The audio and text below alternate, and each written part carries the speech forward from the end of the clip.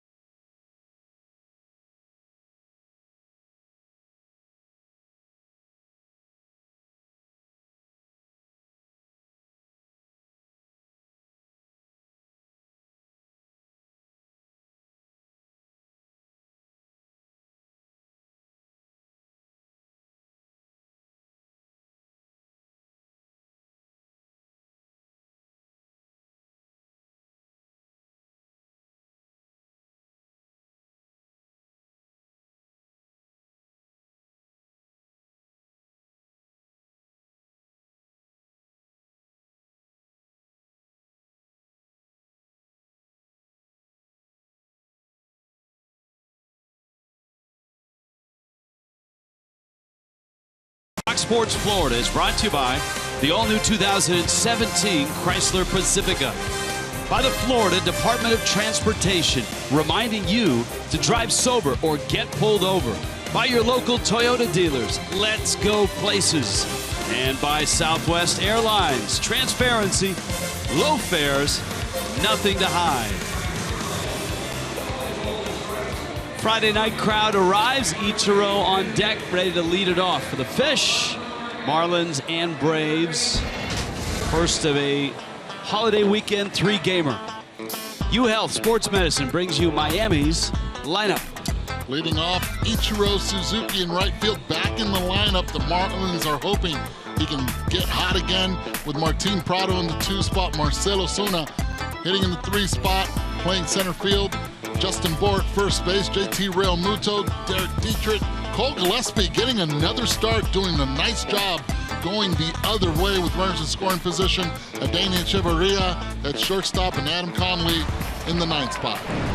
2 starters who have flirted with no hitters this year. Williams Perez last time out in Philly got into the 7th.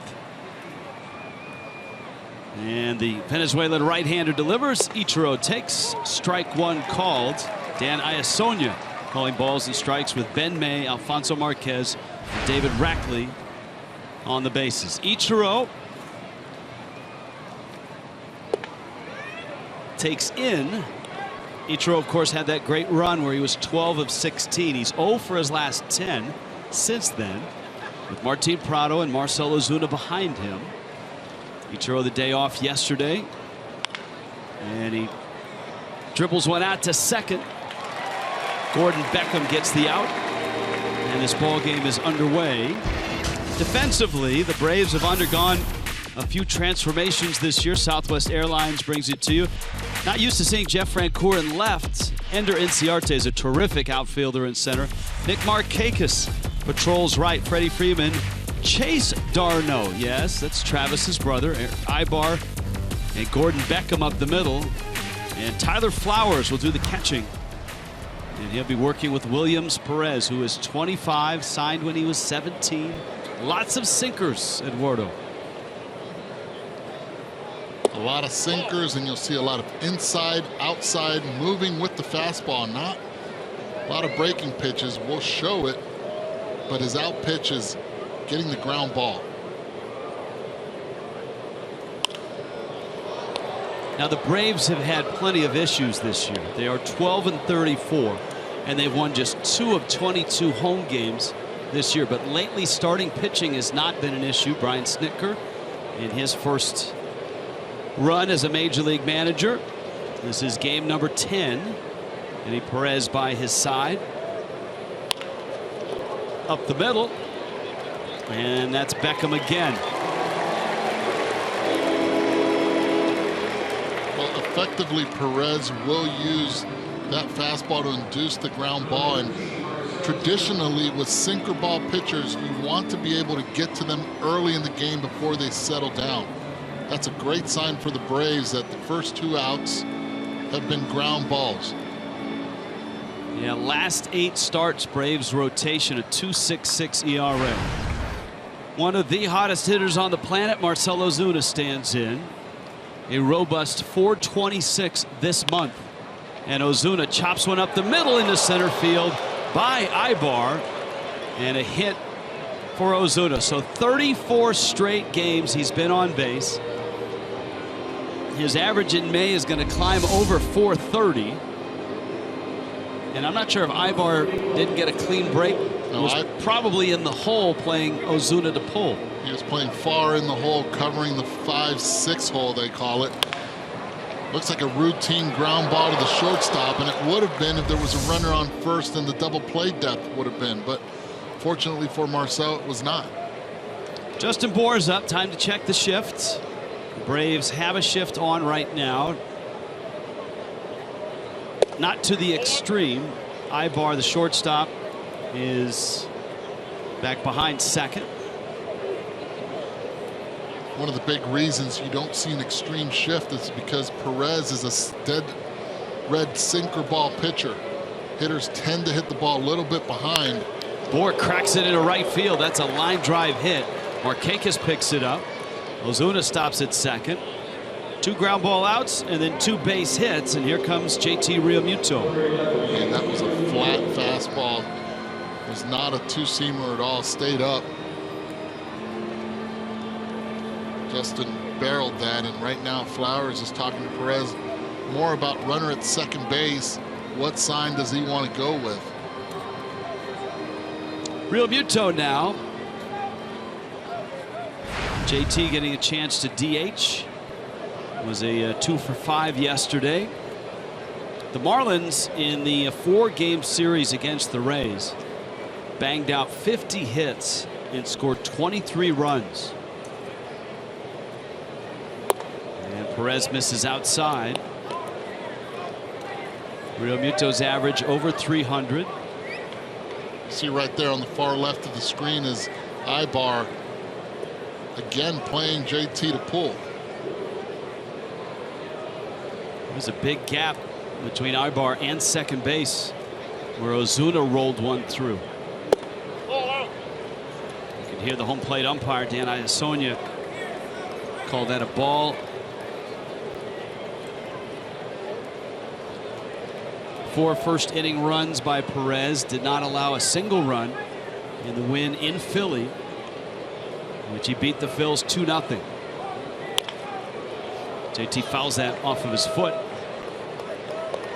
You'll see a lot of that with Perez on the mound. Again, that's what sinker ballers do.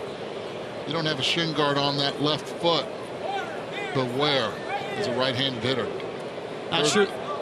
Third basemen usually also tend to play closer on the line with dead red sinker ball pitchers. You see a lot of that with the St. Louis Cardinals. Always play on the line. Real Muto drills that into left center. Frank Coor gives chase and runs it down. And Miami is done in the first. The Fish lead 2. Braves coming up. This series underway in Atlanta.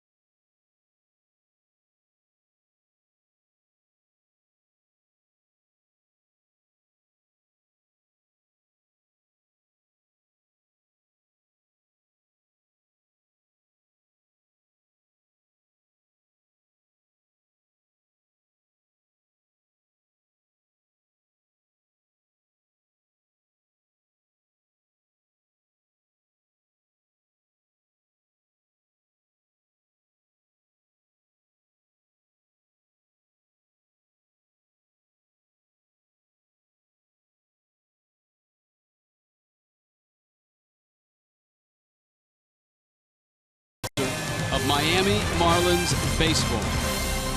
First time in this year, of course, the last year of Turner Field. In the Braves lineup, brought to you by UHealth Sports Medicine. Well, you have center fielder Ender and Ciarte.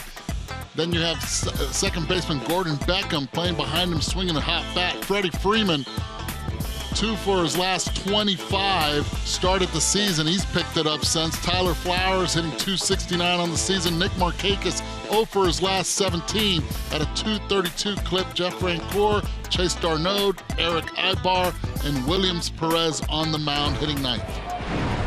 Adam Conley. Start number 10. You see the road numbers better than the home numbers. His home ERA is just under 6. And he's kind of the contrarian starter for the Marlins. Not only is he better on the road, but he's better against right-handed hitters than lefties. And it's Ciarte who leads it off for the Braves. Marlins missed him when the Braves came through. Can you explain these, Eduardo? Well, one thing Conley does possess, and there it goes again. Down the line, Gillespie after it. Ciarte's not stopping. Gillespie's throw on the money, and he is out. Nicely done. Cole Gillespie got to it, did not hurry things, and made a strong throw. It'll go as a hit. And a tag by Derek Dietrich, who ended up with Inciarte on top of him. I think the key was that. Look how quick he was able to get to the baseball. Fast outfield, and then does not panic whatsoever. Quick release. Throws a strike to second base. Again, puts himself in the perfect position. Give a lot of credit to Gillespie, staying in shape, outfield shape, all those days he hasn't been playing. Comes back and helps the team out right away. Boy, he had a real nice series as well in St. Pete. Here's Gordon Beckham, and he fouls it back to the screen. So why for Conley is he better against righties than lefties right now? Is that just a blip in the radar, and do those numbers even out? I think eventually they will even out, but at the end of the day, he is starting to he has to be able to start his off-speed pitch for strikes early and then get him away from the zone. That big slider that he has, that good slider that he has to be able to throw it effectively in early and then away late. Those are the career numbers, and of course those numbers skewed by the year this year. Conley misses in. The count's 2-2. Last time out, knocked around by the Nationals, but who hasn't been this year? He walked 7. 3 of those were intentional. And he misses just down. The count is 3-2. His previous start to that, he was very, very good. Gave up just a run in 6 innings in a 5-3 win. That liner's going to find the gap into right center. Ichiro swoops in. And Beckham has a hit. The Braves are 2 for 2 so far against Adam Conley. Southwest Airlines brings you Miami's defensive lineup. Gillespie, Ozuna, Ichiro in the outfield. Martin Prado, Justin Bour in the corners. Echeverria and Dietrich up the middle. JT Realmuto doing the catching. And here is Freddie Freeman. Freeman hooks one foul. With all the departures over the last 2 years for the Braves, he certainly is the face of the franchise. Only 26, yet in his 7th year with the Braves.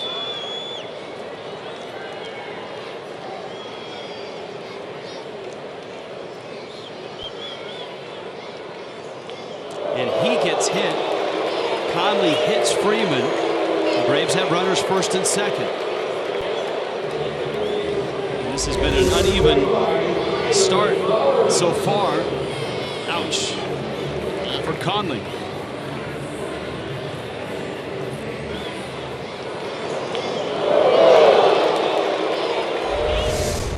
No comment on that one. Freddie's face will tell it all.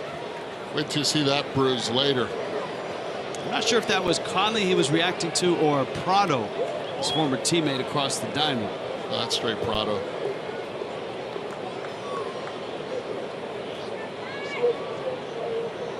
Now Tyler Flowers. Flowers takes a strike. Flowers, an original Braves draft pick back in 2005, and then was traded to the White Sox in 2008. Braves signed him as a free agent in the offseason. Last couple years, he's had the bulk of the duties behind the plate for the White Sox. Last year, 112 games, 127 in 2014.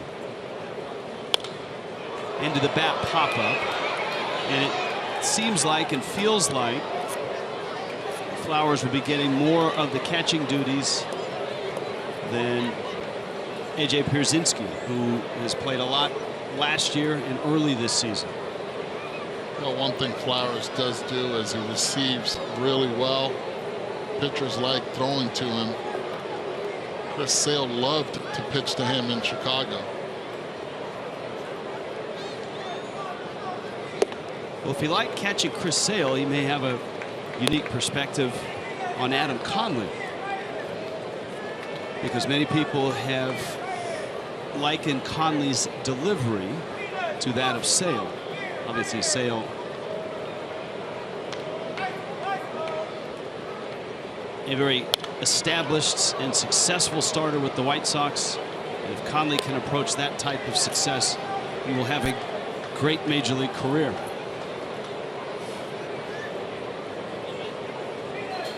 Body styles are very similar. Arm slot as well. 2-2. And there's that back foot breaking ball. Conley gets a strikeout. Flowers is down. That's the second out of the first inning. And this is the confidence that he has against righties. He knows he can go to that pitch down and in against them. See where it lands with the fox tracks. Out of the zone. All that was set up by that fastball hard inside. Then you have to be able to chase as a hitter, and you have to recognize it, and it's tough to do so. Nick Markakis,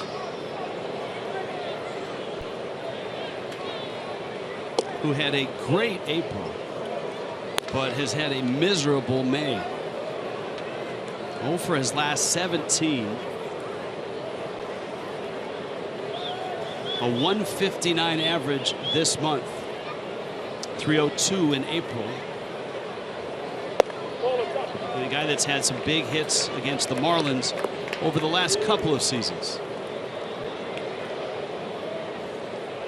Yeah, he has had a very good offensive career numbers. As you see, Hetchy right there covering the second base runner, staying right behind him.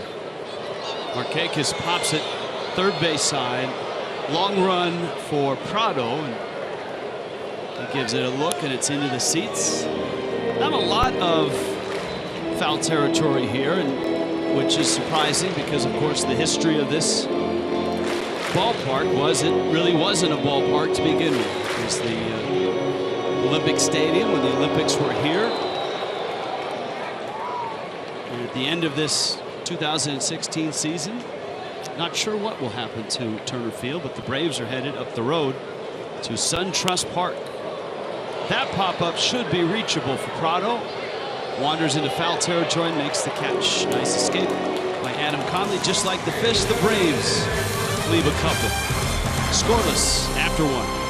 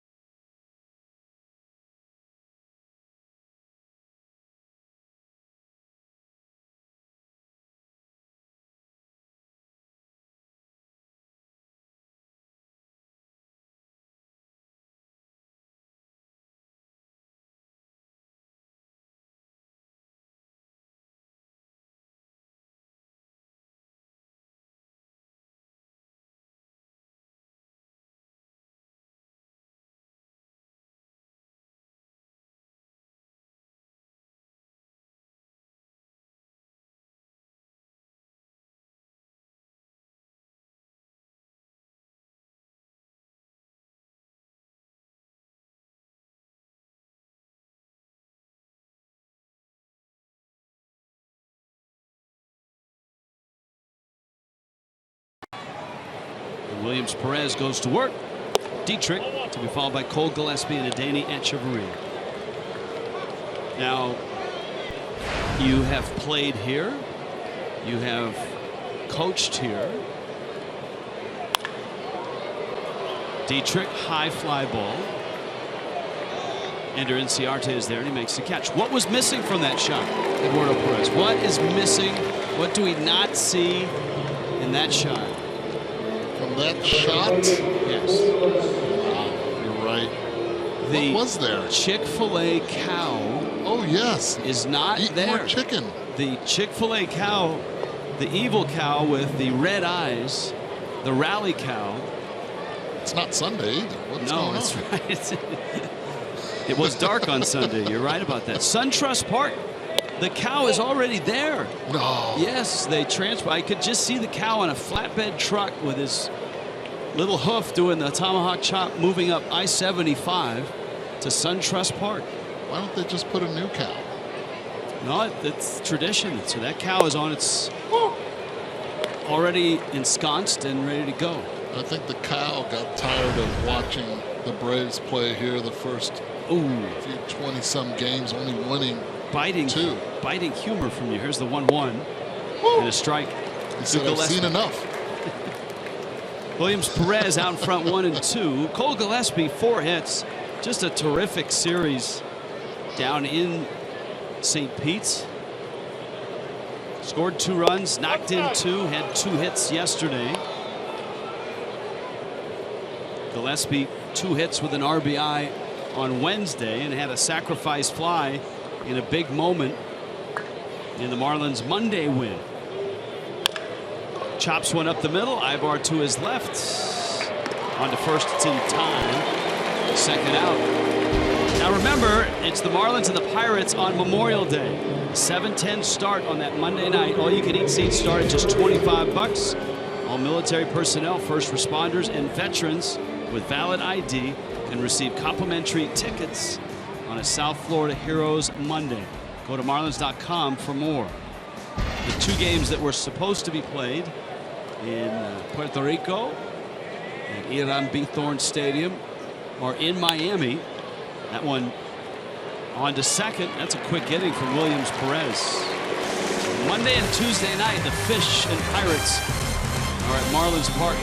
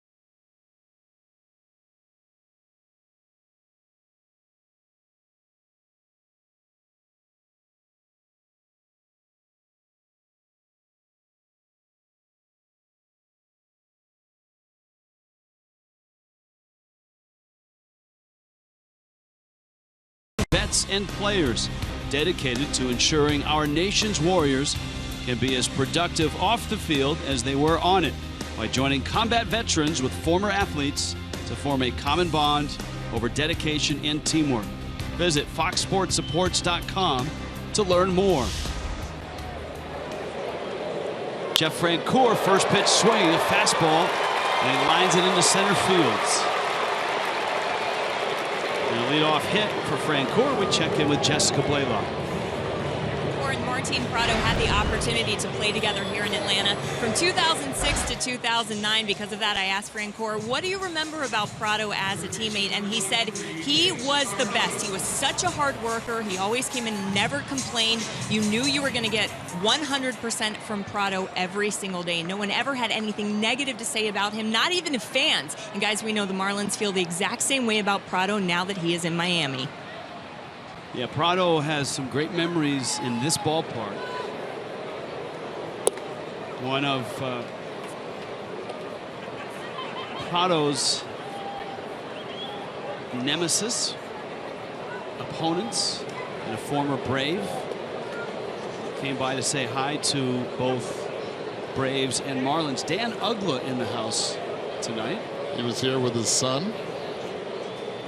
Ugla well liked, obviously, by the Marlins that are around. There he is. Look who else is there with him. Oh, wow.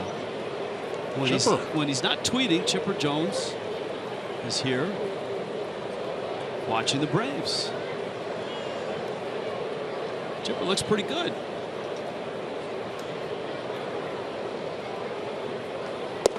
Was it any surprise to you to see Jeff Francoeur swing at the first pitch? No. Notorious as can be, swinging at that first pitch and capitalizing on it. It's in his DNA. Chase d'Arnaud, the hitter. d'Arnaud, the brother to the Mets catcher. Shoots one into right field. That's a hit. Ichiro picks it up. Francoeur stops at second. And the Braves already have 4 hits, all of them singles. That's working the hands. Choked up, inside out swing. You see the second and third pitch was also inside. Going that way. Getting himself a base hit. Now you got runners at first and second. Chase is the older of the 2 d'Arnaud brothers. Here is Ibar with the pitcher Perez on deck. The Braves have, in this situation, really struggled lately. Fly ball right center. Ichiro in the gap there. Gets it. Runner tags. Francoeur headed to third, and he gets there. Ichiro's throw just offline. And Atlanta with runners at the corners and 1 out. And that's a heads-up play by Jeff Francoeur. Ball was just right in between. A lot of runners that aren't that fast will not go on that, but Ibar did a nice job trying to get him over. He did. Now you have runners at the corner with Perez. Marlins just appealed second base, and the second base umpire Alfonso Marquez said that Francoeur did not leave early. So you've got Williams, Perez, and a lot of things can happen here. A lot of things can happen, and already the Marlins are putting in the signs if they should throw through or not. At this stage in the game, most likely they will throw through. But Williams Perez should be bunting here. Can't have the safety squeeze on. Heads up with Francoeur. He went after it. It's a strike.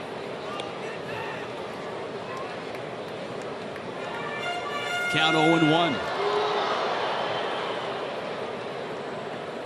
Long look down at Bo Porter, third base coach, former big league manager, former Marlins coach. And Conley goes over to first. This first third bunt situation can be tricky. You got Francoeur at third, d'Arnaud at first. It can, and Justin Bour cannot leave early first base, leave it unattended. d'Arnaud could just go as soon as he goes, so he has to wait. That's a strike. Perez does not look comfortable trying to bunt. And he should try it again, even with 2 strikes, square around and try to do it. You see that pitch hitting the inside part. You go right back in there. Inciarte is on deck.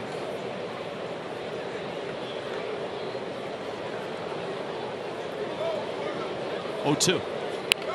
Popped it up. Let it drop. And Conley grabs it.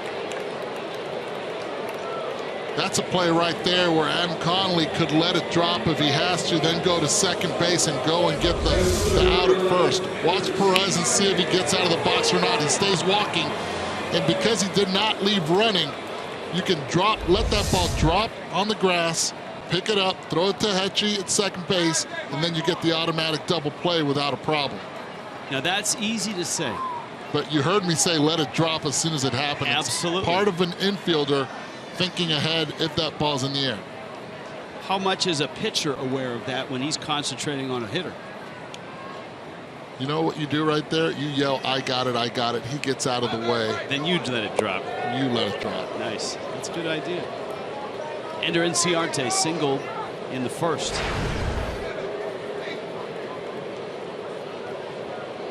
Braves with runners in scoring position have really struggled lately.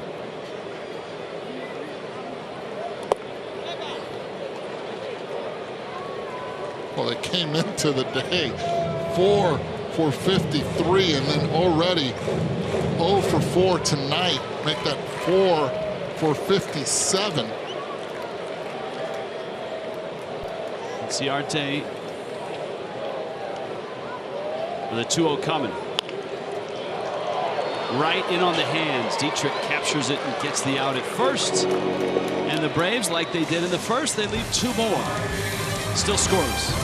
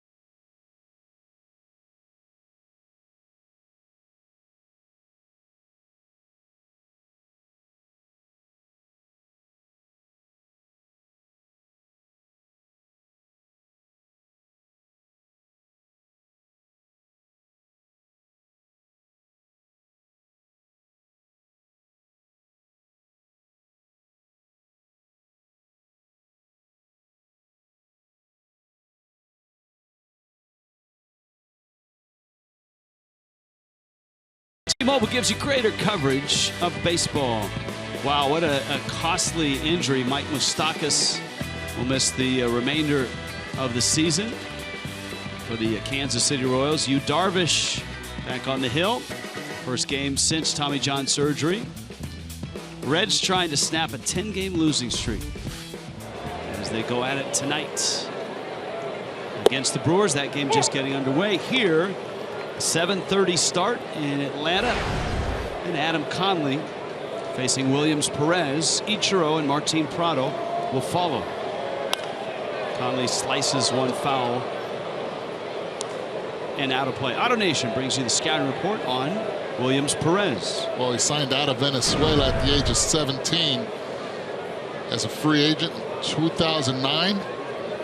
Throws a lot of fastballs. That's because of the two-seamer. Will locate inside and out, and loves to pitch against East Coast teams. 9-7, 6-2 career against the National League East. He's aggressive. You see how he gets that ball on the mound, no hesitation whatsoever, and tries to hit the bottom half of the zone. Great in this ballpark too. This is one of the few ballparks that plays true throughout. 380 in the gaps, 390 in the gap in right center. Conley fouls it off himself. It is, I believe, the third highest elevation of any major league park in baseball. So we're looking at Colorado, right? Arizona. Yep. Atlanta. Now, that is news to me. Love when I learn stuff from you. Well, I don't know that it's all true. Conley strikes out. That's the first strikeout for Williams Perez. And here is Ichiro.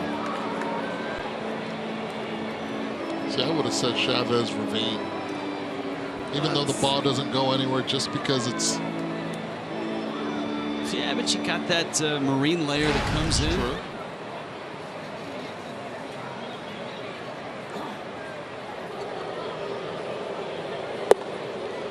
Ichiro takes a strike. Marlins have been a better road team than a home team for whatever reason. They are 15-9 away from Marlins Park. It's a good breaking ball. And Ichiro finds himself behind in the count 0-2.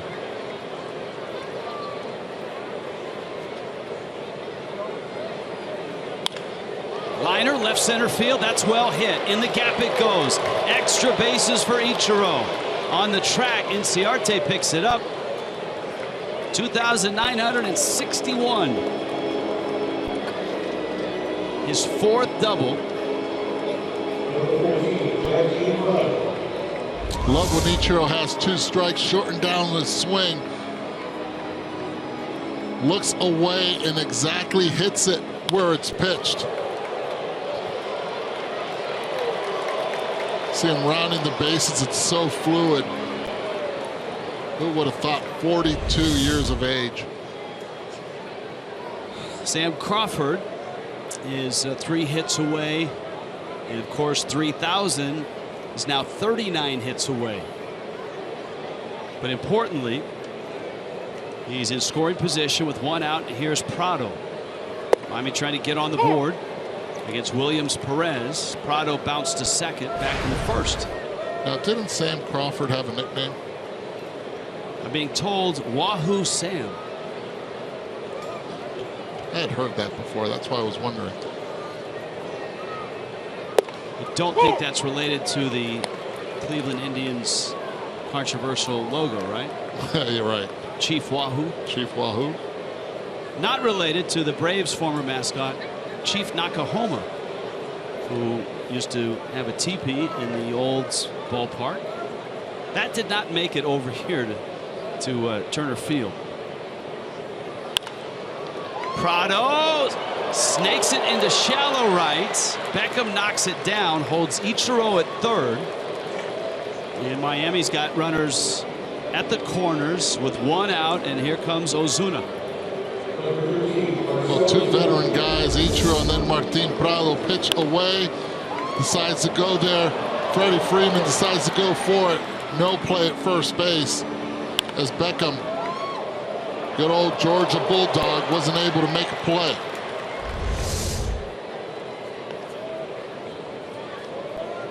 Now Ozuna, he singled in the first. His was a ground ball up the middle that got by a diving Eric Ibar. Braves infield looks for 2. Ozuna's knocked in 25. He fouls that one back to the screen. The numbers for Ozuna are just incredible. 34 straight on base. That's the longest streak going. You see the hits. Ozuna creeping up near the very top of the National League. The all-time record for the Marlins for reaching base in consecutive games is Luis Castillo. 46 straight back in that 2002 season.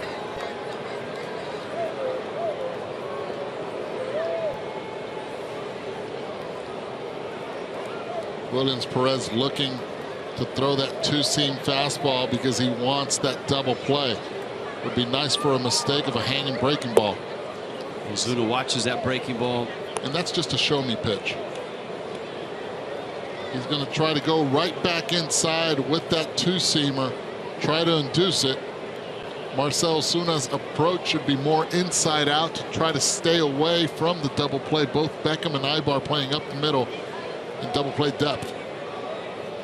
Courtesy throw to first just to let Prado know Perez is thinking about him. We already saw in Tampa Bay. Something's in Ozuna's eye. You know, when you're an umpire, you might want to get his little broom out. You have many skills. And I think the Marlins are going to need the help of a trainer more so than Dan Iasonia. Mike Kozak, an all-star in his own right. Take the helmet off. You have to take the helmet off, though. It's hard to put the eye drops on with the helmet. Get down a little bit.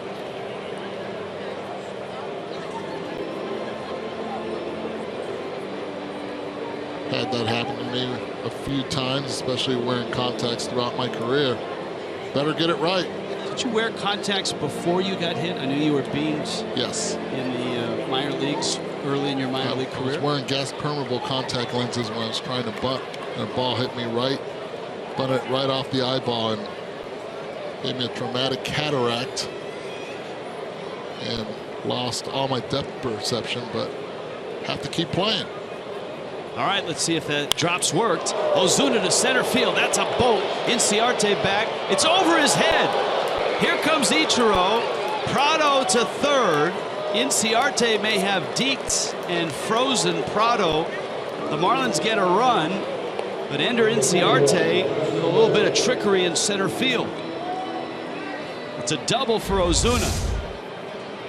Well, whatever they put in his eye, continue putting it in his eye, because he barreled this ball. Inciarte going back, got a bad read. He deked Prado. Prado thought automatically he was going to score on it. Watch the jump he gets, and right here, Ender Inciarte tricks him in stopping, possibly saving another run from scoring.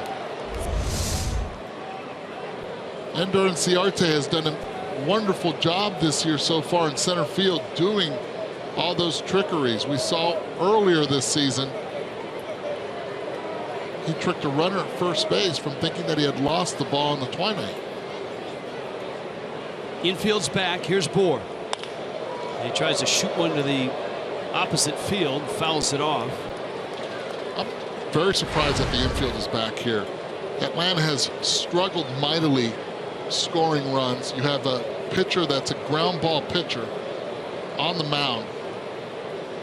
To me, there is no reason for that infield to be back right now. Change up, ground ball, that'll score a run, and shallow right, Beckham gets the out.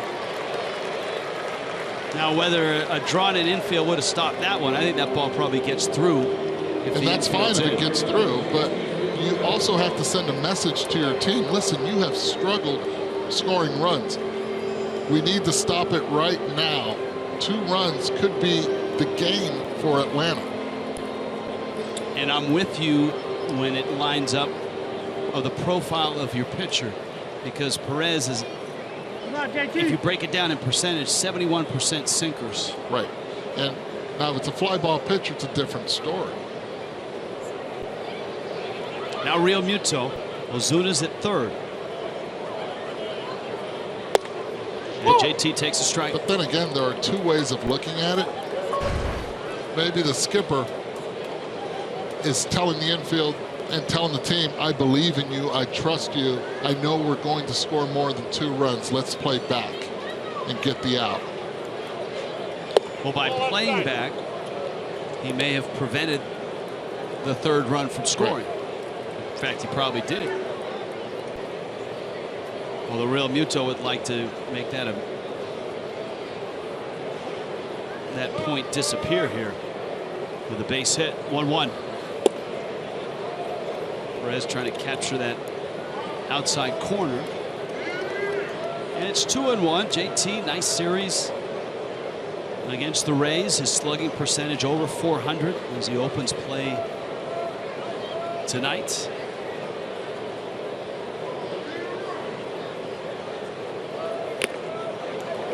Chased a high fastball. It's 2-2.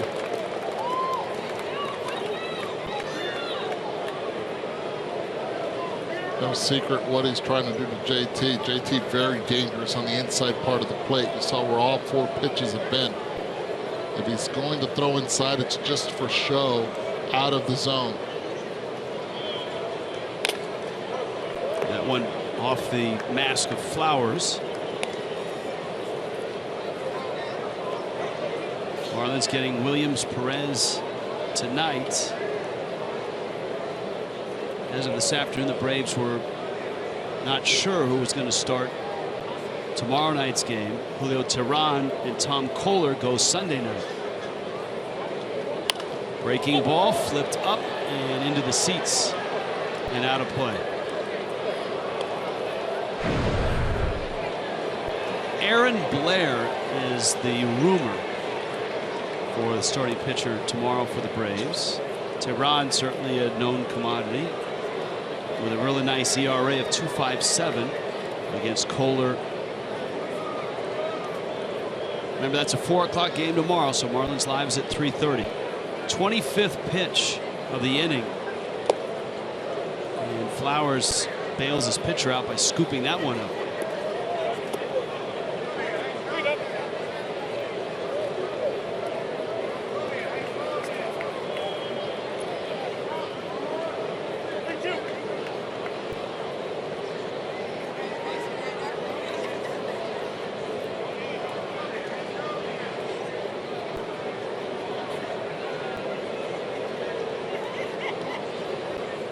Three-two breaking ball, fouled out of play. Really good at bat that the Marlins are having throughout this inning. Just to prove that we have viewers from all over. We were talking about Sam Crawford, his nickname Wahoo Sam. Dayton from Nebraska finishes the story by pointing out Sam Crawford is from Wahoo, Nebraska. Thus the nickname. Nicely done. In the dirt, and a walk to Real Muto.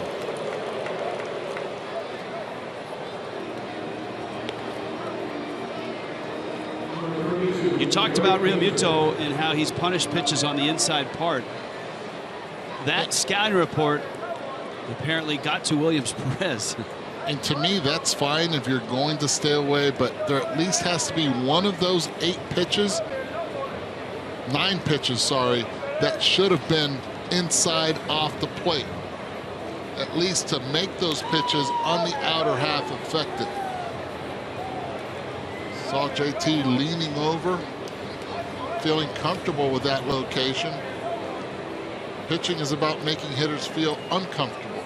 Well, Derek Dietrich now should feel comfortable in the box in this city. The shortstop at Georgia Tech.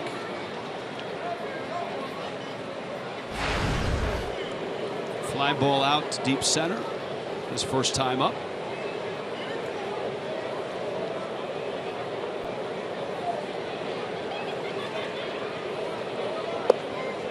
Breaking ball, a strike. In fact, Jessica Blaylock today accompanied Derek Dietrich to one of his favorite lunch spots when he was in college. We'll have that on Sunday on Marlins Live. 0-1. I have a pretty good idea of, I mean, if you're a college kid at Georgia Tech, it's close, especially if you play on the Yellow Jacket varsity. Oh, it was not the varsity?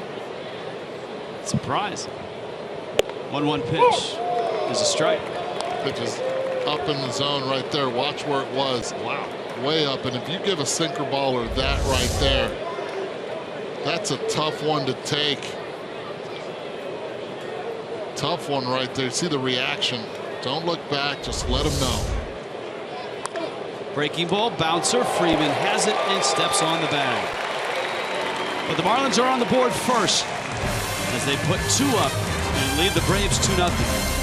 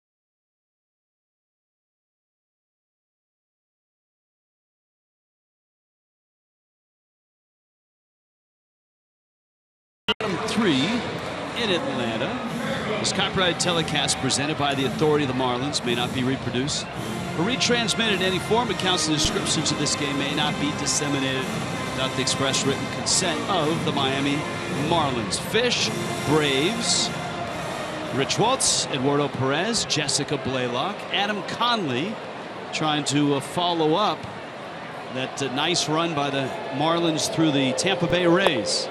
Marlins won 3 of 4 against the Rays. And yesterday, in case you missed it, Jose Fernandez was spectacular. He continues to be red hot. He's won 6 straight. 7 innings, 12 strikeouts, a run on 6 hits. 111 pitches. Gordon Beckham up. Conley misses out, and it's 2-1. And Jose, after the game, talking about just the getting his first win in that ballpark where he saw his first major league game. Pretty special.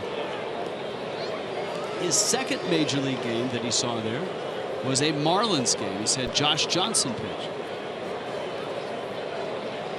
And he's in the wins leader top 3 now.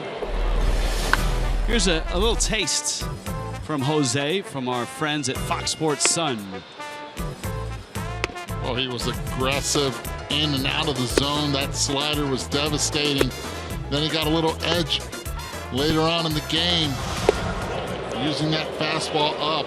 Got guys off balance looking for it. Then he would throw that slider. He really has done a nice job incorporating what the Marlins have been preaching to him, and that is economy of pitches. Beckham walks here. Economy of pitches, get some quick outs early in the ball game so that you know you're going to get to the 6th or the 7th. And then the flood of strikeouts seemed to open up right around the 5th, 6th, and 7th inning.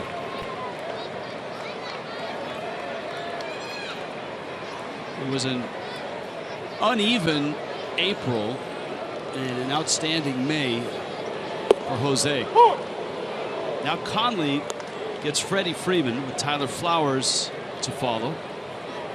After a walk by Beckham, Braves have had the leadoff runner on all 3 innings now, and they have left 4.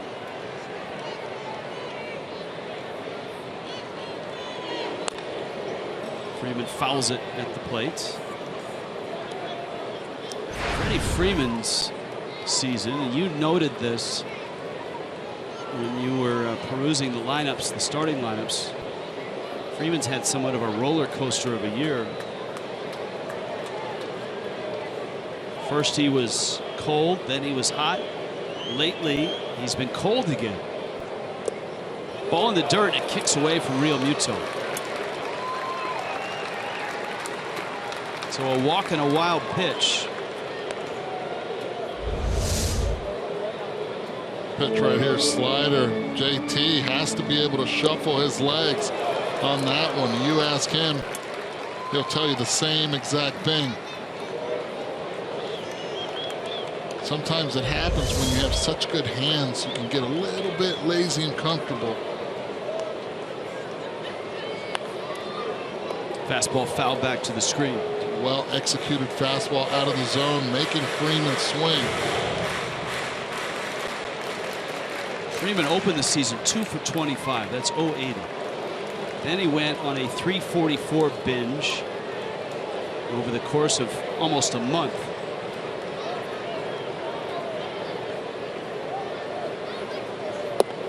Pitch is in. Now he's 1 for his last 21. He was hit in the wallet, putting it mildly, in the first. I've never seen a wallet be put there.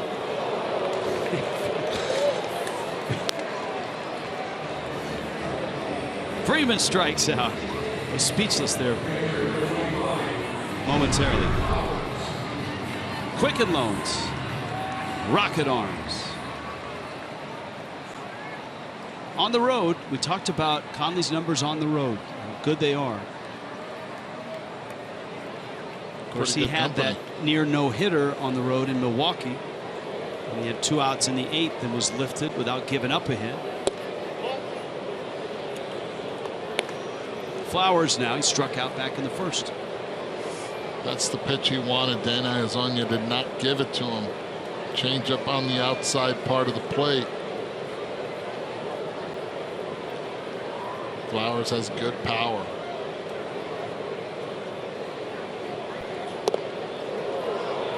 Pitch is in. Did it get him? It did. It clipped that back foot. Well, he's hit 2 batters, and he's walked 1 and given up 4 hits.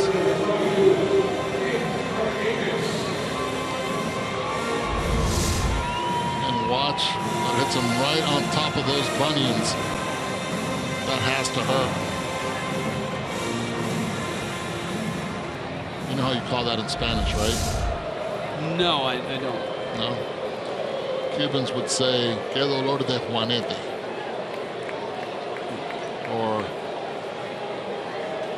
pretty much, it got him hard. If you're at home, you know what I'm talking about. Markakis swings and fouls it. How would you then describe the outing tonight for Julio Reyes? Well, he struggled mightily. 81 pitches against the Mets in 2 2/3 innings, leaving the bases loaded. Mr. Hatcher had to come in and close it out for him, but 3 runs in that first inning, 4 walks. Total, not good. Reyes, the prodigy, so to speak, 19-year-old lefty out of Mexico, getting the start for the Dodgers against the Mets tonight. And a lot of hype leading into that start. I don't know how many times on a variety of shows I saw Fernando Valenzuela pitching, and that comparison leading into that start. And it's so unfair for the young kid, yet Fernando came up at the age of 19, but he did not win a Cy Young till the age of 20 the next year. He was more in the pen the first year. They brought him up slowly. The next year, Tommy Lasorda and the Dodgers let him loose. Struck him out. Conley gets Markakis, who has beef now with Dan Isonia. Look at Fox Tracks. Ooh, wow, it had plenty of the plate and right at the bottom of the knees. Midsummer Classic coming to Miami in 2017. Sign up to receive ticketing updates, breaking news, all the information relating to the MLB All-Star Game and All-Star Week events. All be held at Marlins Park, July of 2017. First pitch fastball, Francoeur jumped on it early, and so he gets change up for a strike. And it's 0-1. Nice adjustment there. Marlins up 2-0.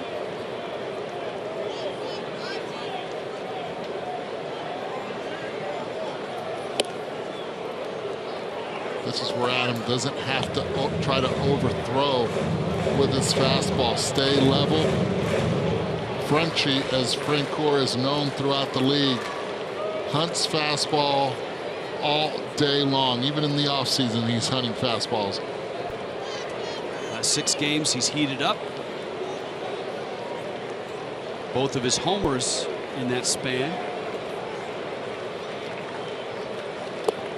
This is a guy who many felt would be a Brave for a long time when he burst on the scene. Francoeur now 32. Sports Illustrated cover back in 2005. A rocket of an arm when he came up. Still had it for many years. Won a Gold Glove in 2007. Turned down when the Braves offered their 2 best young players, Francoeur and Brian McCann, multi-year contracts. McCann signed his, Francoeur did not. Francoeur has been in a variety of major league places and minor league places. 2-2 coming. It's down low. As celebrated as Francoeur had been, he was not too proud to turn down in 2014, going and playing in AAA El Paso for 115 games. Padres AAA stop. Full count, runners on the move. 3-2. Right center field. Ichiro's got a lot of room out there, and he makes the catch. And Adam Conley, for the third straight inning, strands a pair of Braves.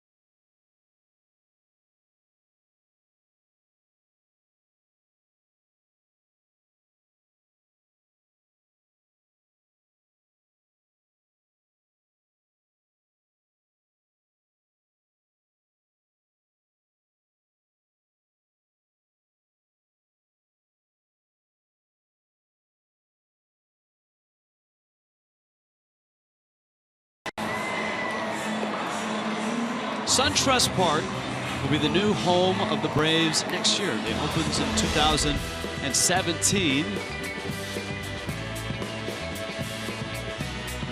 Now, this is a virtual reality rendering, so to speak, with virtual people. But look how cool this is. Lots of restaurants and shops. This is near a major mall in North Cobb County.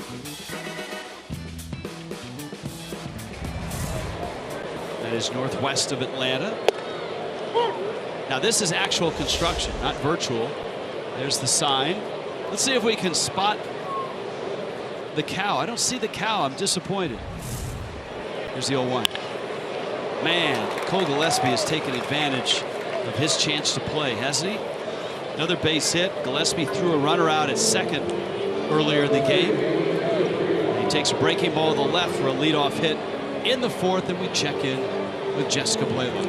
Well, guys, Danny Echeverria has really settled in at the plate, particularly over the past 2 weeks. Since May 15th, he has the second most hits in the National League, the second best batting average in the National League. And for Etch, personally, he says he hasn't really changed anything with his approach at the plate. He says what's made the biggest difference for him is his timing. He felt like his timing was a little bit off at the beginning of the season, but his timing has improved in the past 2 weeks.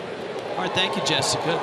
Eduardo, timing for a hitter, it's not necessarily timing pitches and timing bat. Oftentimes it's if you are lift that front foot, getting it down on time, early. Can you translate? Yes, I can. And speaking with Frank Menachino, during batting practice about Adeiny, he said lately it was all about his legs, being able to get him started early and being able to get that foot down before the pitcher actually even before he starts his swing. You see where Etchy used to start a little bit later, see how deep he is in his legs. Once he gets that foot down, he then can do a lot of things. Can see the ball. If it's away, can go the other way with it. Or if it's inside, can bring the hands in and let it fly. So when he says timing was off, he's referring to the foot. Getting it started, yes, with the foot. To me, it's the inside part of the right foot. That's interesting because we watch, if you do have a toe tap, we watch the left foot. You watch the left foot if you're a right-handed hitter, yes. But watch right here, the inside part of his leg, his quadricep, and it works all the way down, stems on the inside part. That's really the first part that goes. Everybody thinks it's the left foot. Yes, it triggers from that weight that goes on that back foot is what triggers the front foot from starting. Gillespie the runner at first. Williams Perez at 56 pitches. And a quick throw over. It's the fourth throw with Gillespie over at first. Marlins got both their runs in the third. Double by Ichiro. Infield single by Martin Prado. Marcelo Zuna RBI double. And Justin Bour drove in the second run with a ground ball out to the right side. Got jammed, little tapper. Gillespie gets by Beckham before he can tag him. And the out recorded at first. Good hustle by Gillespie. Adam Conley now with Ichiro on deck.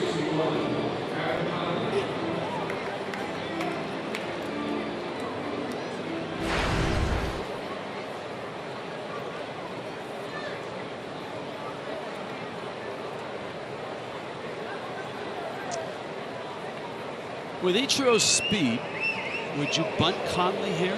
No. Okay. And he does. And you know where I'm headed with I know where you're headed with a lot of infield hits that Ichiro would. But to me right now, you have a pitcher that's not a strikeout pitcher. He's a ground ball pitcher. Runner on second base is already in scoring position. Adam Conley has shown he can handle the bat a little bit.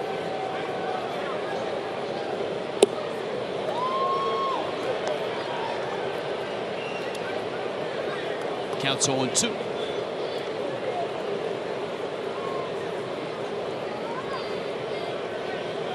So the answer is he's doing a little bit of both.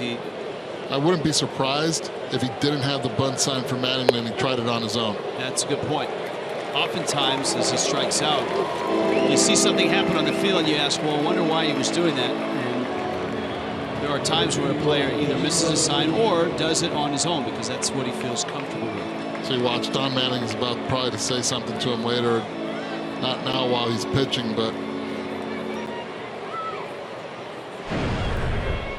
South Florida Honda dealers get you ready for Marlins Live. That's tomorrow at 3:30. Craig Minervini, Preston Wilson.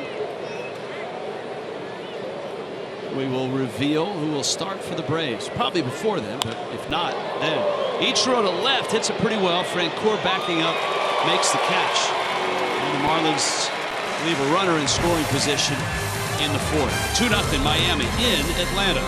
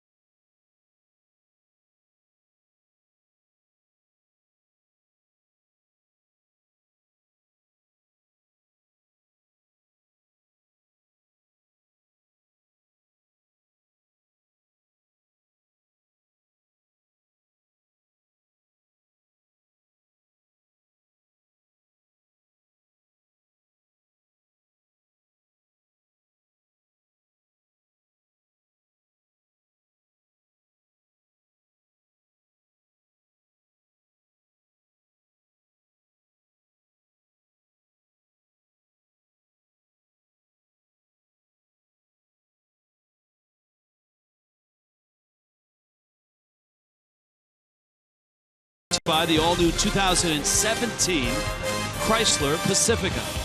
By Checkers Fast Foodies, know the deal. And by your South Florida BMW centers. Sun setting, not yet dark in Atlanta. And Adam Conley is in to chase d'Arnaud, 2-0 Fish on top. And this is kind of the witching hour for outfielders or infielders for any ball hit in the air. Especially in this ballpark, and this is why there are no lights behind the outfielders here. So when you're in the outfield this time of night, any ball that's hit there, you better ask for help and you better give help. Usually the ball looks, I mean, the light's in front of the baseball instead of behind it. And as an outfielder, you just can't pick it up. Any high fly ball, I've seen it many of times here. All the players are already aware of it. d'Arnaud, a one-hopper. Dietrich on to first. Adam Conley, for the first time, has retired a leadoff hitter to start an inning here. Eric Ibar now with the pitcher Williams Perez coming up. Well, it certainly was a unique idea to build an Olympic stadium and then turn it into a baseball park. Now, Olympic stadiums have been turned into great soccer facilities or NFL stadiums, but I don't remember any being turned into a baseball park. That's Ibar who goes down. That would be the third hit by pitch. Conley hit Freeman. He got Flowers, and now he gets Ibar. And Ibar is down.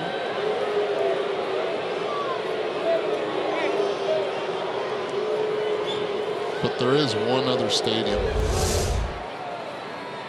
See the replay right here. He just stood there. He was taking the entire way. Watch where this ball hits him. Right on the instep, right? Oh, right on the ankle.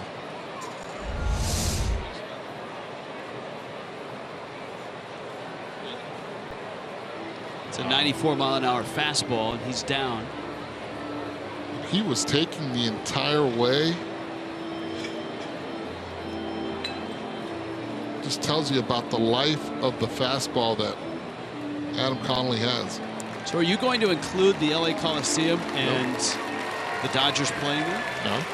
I'm including the Montreal Expos in Olympic Stadium. Oh, very nice. Good call. Good catch. Way to go. The big O. Yeah.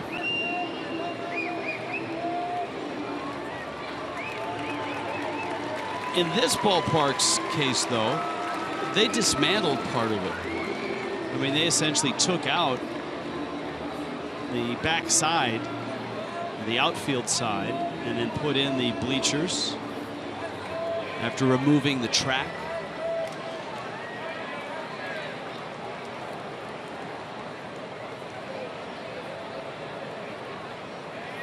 It's amazing that Turner Fields was converted in 1997, and it's already being replaced by a new ballpark here.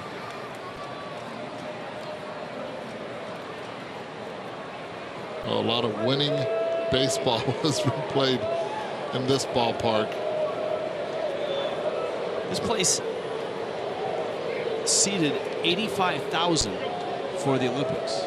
85,000. It holds 49,000 right now. Fastball up. And you know, the oddity for the Braves is they never won a world championship in this ballpark.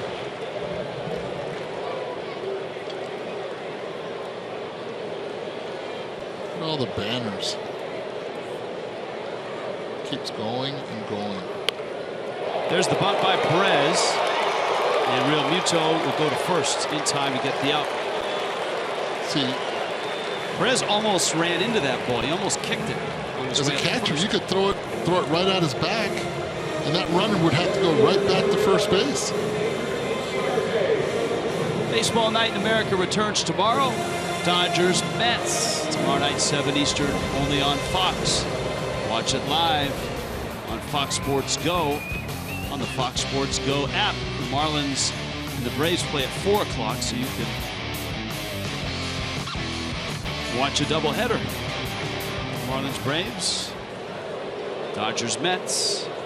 Ender Inciarte, who takes in.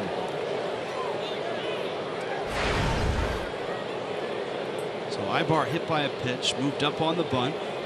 Inciarte bounced out to end the second, singled to open the first. Little tapper, Dietrich, will shovel in time to get the speedy Inciarte. Conley escapes. Braves have stranded 7. Miami leads it 2-0.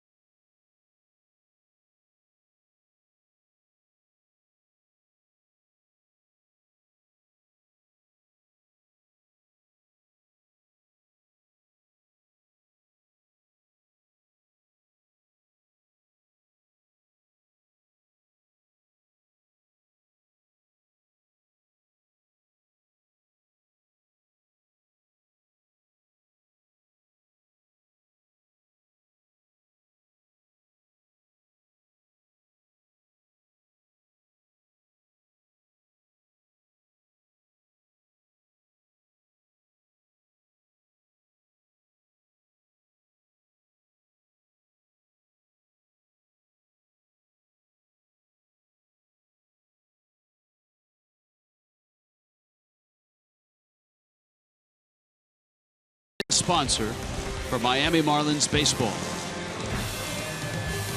In Atlanta, 2-0 Miami on top. 5th inning has arrived. Eric Ibar, who took that fastball to the ankle, is replaced by Daniel Castro at shortstop. As Martin Prado climbs in, our Coors Light Cold Hard Facts. Batting average at Turner Field all time, 350 games minimum. Who's playing? Rafael Furcal, Martin Prado, and Chipper Jones.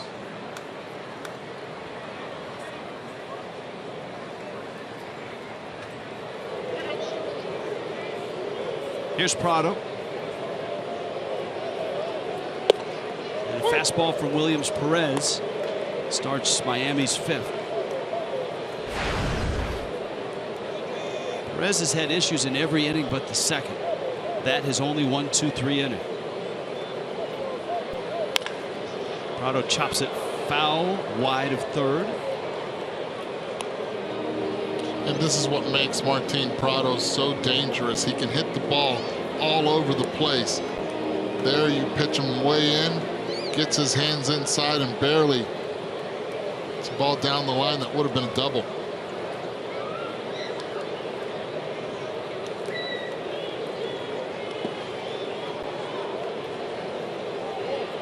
A game of adjustments again with the at-bat. Prado, 2 strikes, will choke up and work on his inside-out swing.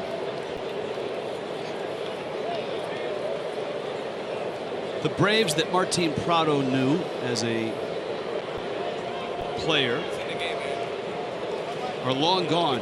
We saw Chipper Jones, Dan Uggla in the seats. Prado here from 2006. Through 2011, or excuse me, 2012 was his last year, then to Arizona in 13. Shoots that ball. Freeman picks it, flips it, and gets the out. Martin was really upset right there at Freeman. Playfully, he's like, really? You're going to make that play? Watch the finish of this. Watch Martin, how quickly he goes that way.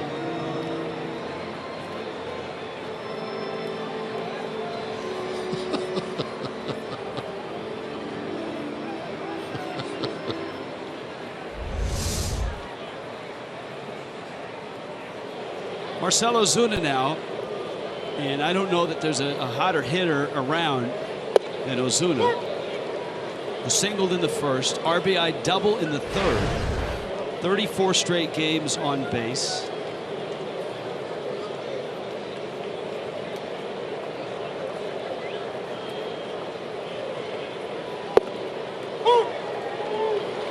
It's like a straight changeup. For a strike, it's 0-2. You have to start making up pitches when you have a guy like this at the plate.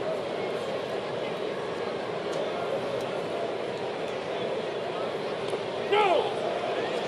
Did not go. Ben May, the umpire, down at first. And this is a pitch that Ozuna has had success laying off with newfound discipline at the plate. You see how he was hitting his hip right there. First thing that flew open was that. Has to be able to stay back. Look at that, 438 in May.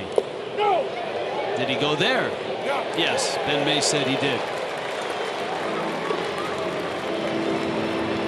And so Ozuna strikes out. Here comes Justin Bour.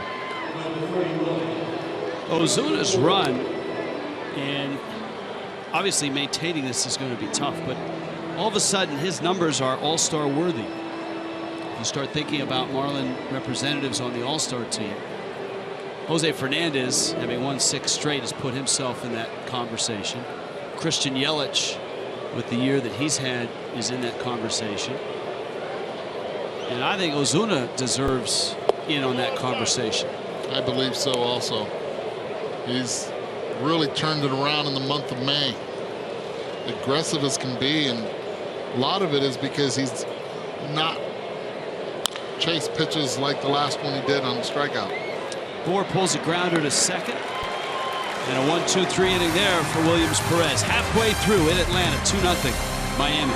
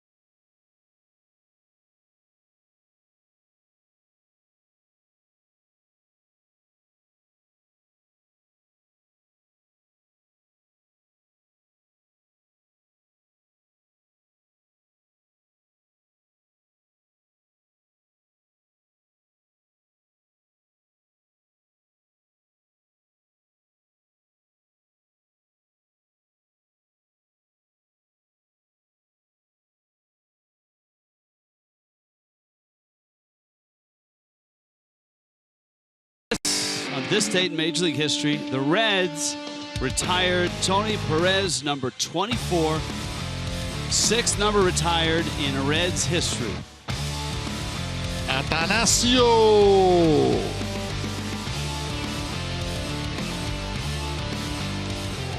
with awesome. the Hall of Famer's son, Eduardo Perez. I wish I had that swing. Took after my mom with a couple swings. Mom, I love you. Easy. Easy. But that was, look, the Big Red Machine. You grew up around that team. A great day to have your number retired with all of those numbers. Rows and bench and the like. Sparky Anderson, Joe Morgan. It's an unbelievable group that went through the 70s and really put a staple into what winning baseball was all about. Here's Gordon Beckham. Now in Cincinnati, from what I can tell, the progression is number retired and then later a statue. And your father got a statue last year, right? Last year, an unbelievable experience to see. And if you ever go out to Great American Ballpark in Cincinnati, and it's right behind the home plate area on the outside part, and it's beautiful. It's awesome, and the family itself. We took a lot of pictures up next to that statue. Great thing they did for my dad there. I was lucky enough to be there in 2013 when Joe Morgan had his statue unveiled right out by that Reds Hall of Fame. 1-2.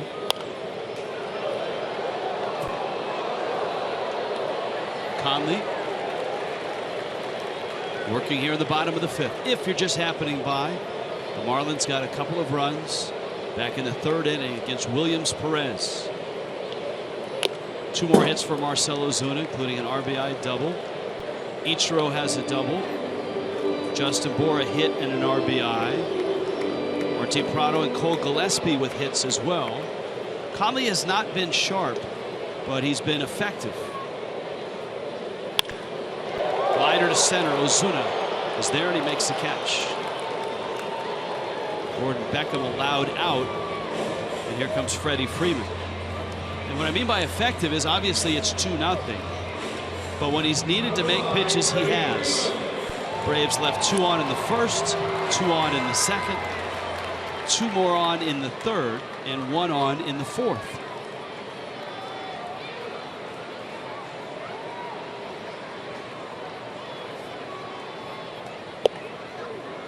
Freeman swings and misses.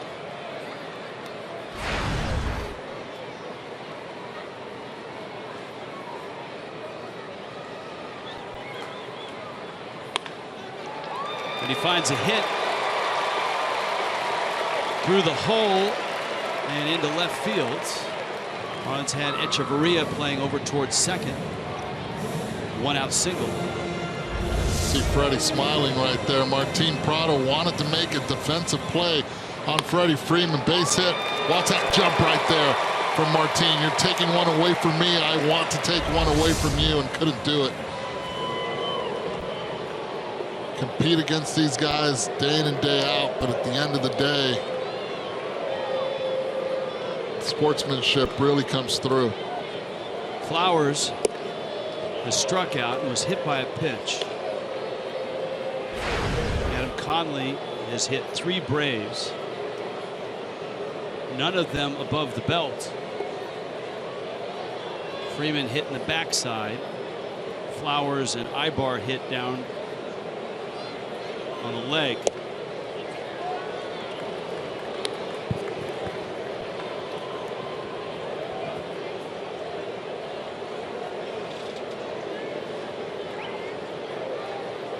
Not sure what the promotion is here tonight, but if I were to guess, it would be Bug Night. They're all over the place, aren't they? Yes, they are. First 20,000 fans get a personalized flying insect. There you go. Strike. Of course, much of the focus for the Braves this year, and John Hart, their president of baseball operations, John Capolella, their general manager, is in the minor leagues. Players that they've acquired in the many trades they've made over the last 2 years, trying to rebuild the farm system, a once proud farm system. And the hope was to ramp up for the opening of the ballpark next year.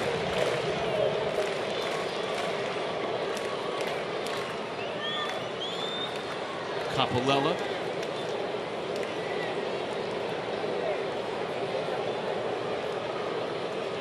Three-two. That one fouled out of play.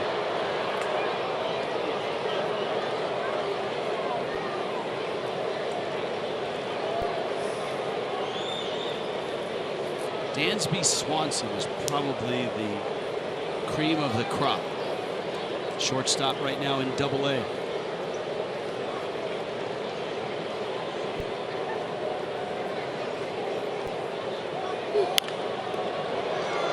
And of course, the Braves acquired him along with Ender Inciarte.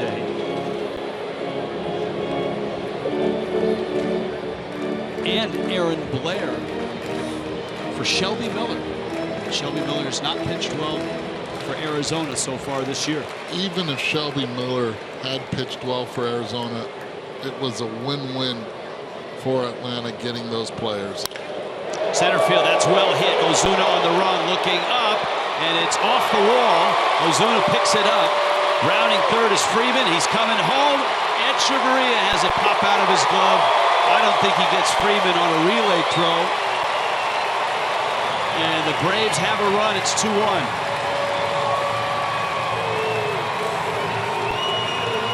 That's the first hit with a runner in scoring position in a long time. Well, fastball again. Third fastball, 3-2. Freddie Freeman gets a good jump, good read. Continues to go as Bo Porter sends him in.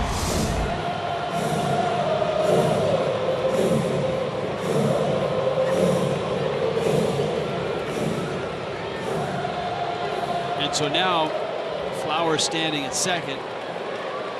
And now that I examine it, it wasn't a hit with a runner in scoring position. With Freeman at first. Now Markakis gets a shot with a runner in scoring position. So the Braves can get a hit without a runner in scoring position, and that's how they get their run. That's the irony. That's a base hit. Gillespie gets there quickly. Flowers held up. And Atlanta now at the corners with one out in a one-run game, and here comes Francoeur. One thing Atlanta is doing the third time around the lineup is letting the ball go deep and not trying to pull the baseball. We saw Freddie Freeman getting his base hit opposite field. Again, Flowers opposite field with the double. And we saw Nick Markakis get his base hit to left field.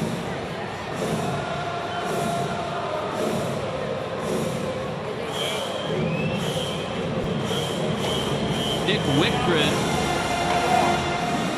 with Brian Morris going on the disabled list, arrived yesterday and pitched yesterday. An inning is up in Miami's pen. Juan Nieves, after the visit to Conley, 86 pitches in, now in need of a couple outs.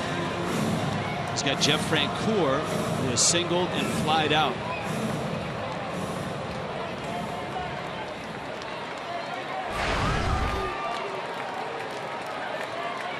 With Flowers at third base, Markakis decides to steal, which is not a big base stealer.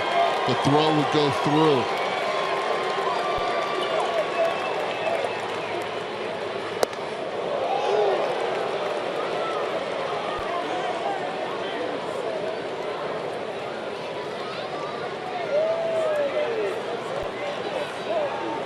Seven games against the Marlins in his career. That's a fastball, and Francoeur doesn't have too many of those get by him, especially from a lefty.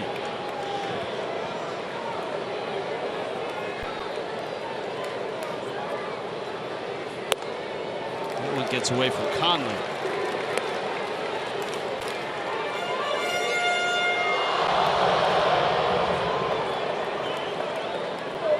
Francoeur this year has averaged well over 300 against lefties. into the gap, left center, Gillespie. It falls for a hit. And the Braves have tied it.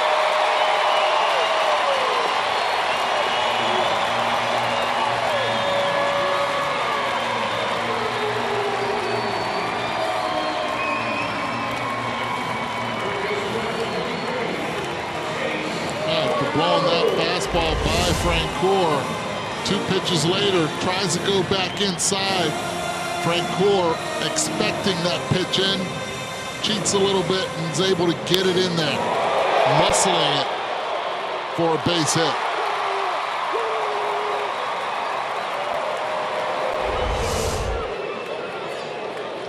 Braves still with 1 out, and Don Mattingly is coming out, and that's it. Adam Conley cannot get through the 5th inning. He's at 90 pitches. Nick Whitgren is ready. Chase Darno is the hitter. It's a Wes Kendall Toyota called to the bullpen in a 2-2 game.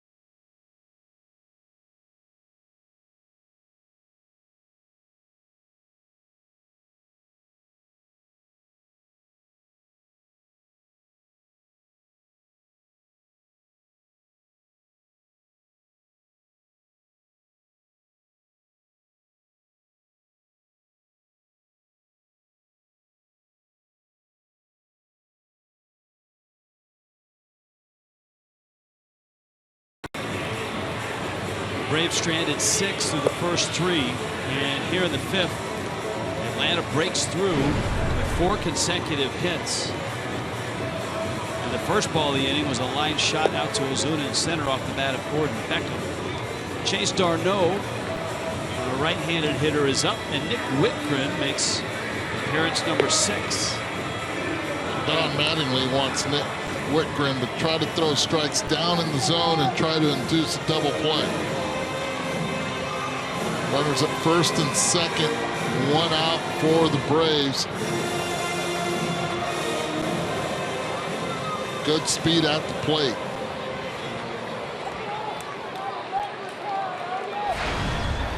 The older brother of Travis, Chase, played college ball at Pepperdine.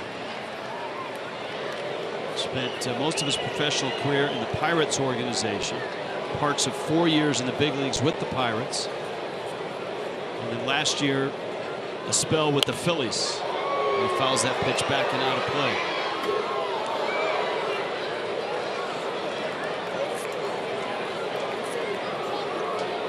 He's had a nice year in the minor leagues for the Braves. Has come up and had some hits in the big leagues.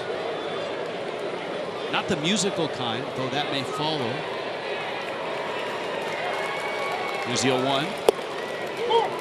He and his band have been playing around town. Even played at the ballpark one night. They've been together for 6 months and told me before the game they were together in around the Venice area. Then after that, in spring training in Orlando, they lived with him. They lived together. And now they're all here in Atlanta, and on his free time, he says They practice and practice and practice. It's a passion of his. So the band crashes at his pad. Absolutely.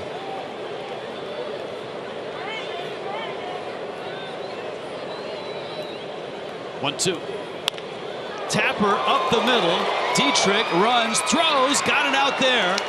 And the runner from first ends up at second. Francoeur stopped. Dietrich felt he could get the out, and then maybe there'd be time to get Francoeur, but it backfires. And the Braves have runners at second and third. Well, the other day we talked about options that the second baseman has, and so does the runner. Frenchie this time decides to stop right there. Derek, instead of going to second base, thinks he has enough time to get Darnaud, which is going down the line pretty fast, and then try to have a play at second base, but to no avail. Now this is Castro's first at bat of the ball game. Fastball for a strike. Interesting here, Don Mattingly has a couple choices to make with Williams Perez on deck. Pitch to Castro or put him on. Daniel Castro. Breaking ball, and he pulls it underneath Nick Markakis. And you see Ogando in the bullpen. Now, with Ogando up in the bullpen, is that forcing the Marlins to pitch to Castro? It is. It is forcing the Marlins to pitch to Castro, yet you don't really have to give in so much. Hoping Castro can then chase.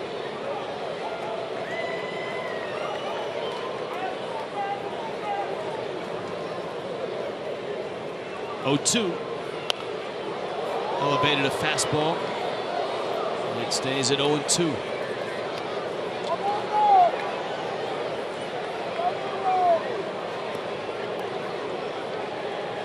Whitgren getting to the big leagues this year.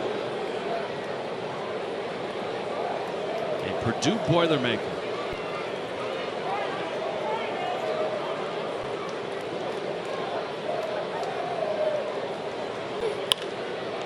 Castro hanging in there. Whitgren was a 9th round pick of 2012. And has been a reliever all the way up. A closer all the way up the minor league ladder.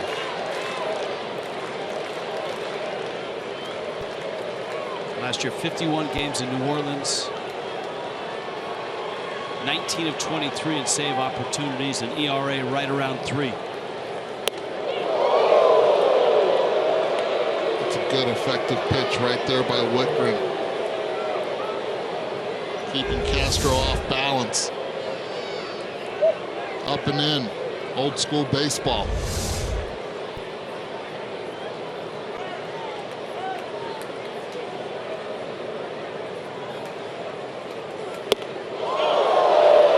Another fastball up. Crowd doesn't like it. The first one already served its purpose. The second one, anything outside corner right now most likely will get Castro. You see him opening up. Now look at that, pitch 6. 2-2. Foul back. Slider had a little too much of the plate. Castro's put together a really nice at bat here. Having a limbo out of the way of a couple fastballs.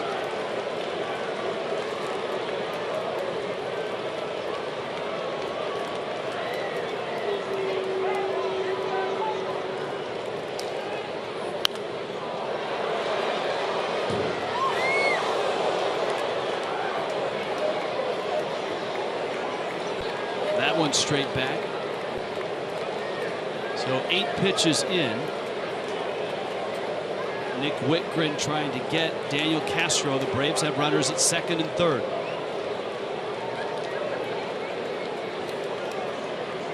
Castro's shown that he's chasing a lot of pitches out of the zone. It's a good battle here.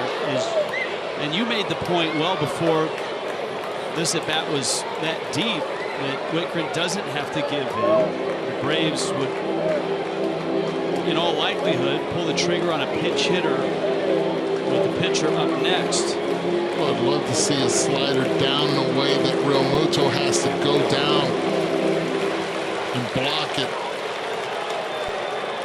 Even with a runner in scoring position, this is the part of the game that separates that defensive catcher. 2-2. Another pop-up. And that one's out of play.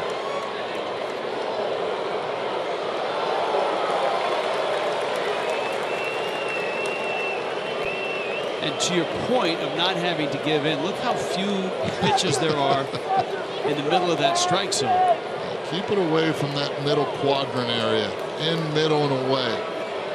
Love to see one of those marks, the 11th pitch, be under the foxtrots. Another 2-2.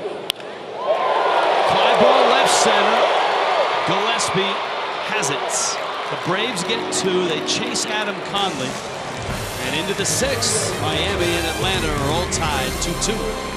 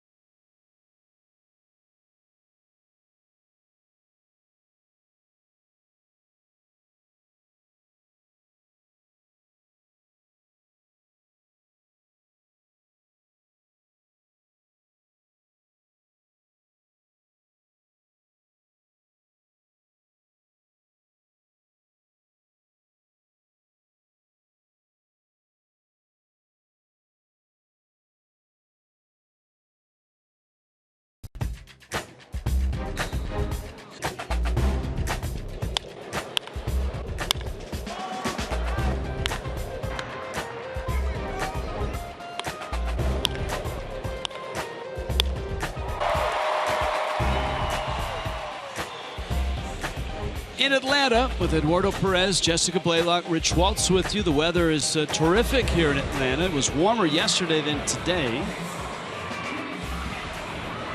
The Braves were playing the Brewers. There was some rain here at Turner Field. None of that tonight. And Williams Perez survives.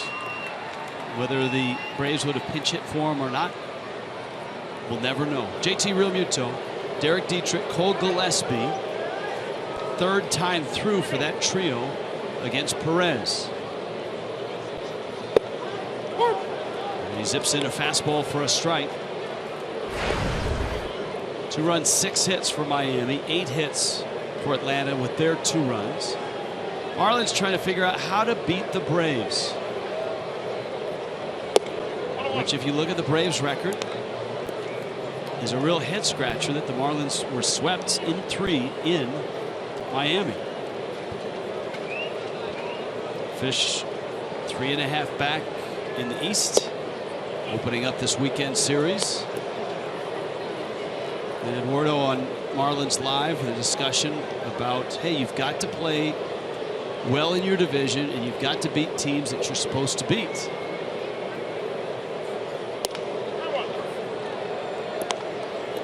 And the Braves are the only team under 500, and obviously under is an understatement. 16 under, 12-34. Fish a game behind the Phillies, 2.5 behind the Mets. Nationals still on top, although losing at home to the Cardinals 6-2 are the Nationals in the 9th. Slow tapper, Real Muto, good wheels, and he's caught by half a step. And a nice play by Chase Darno.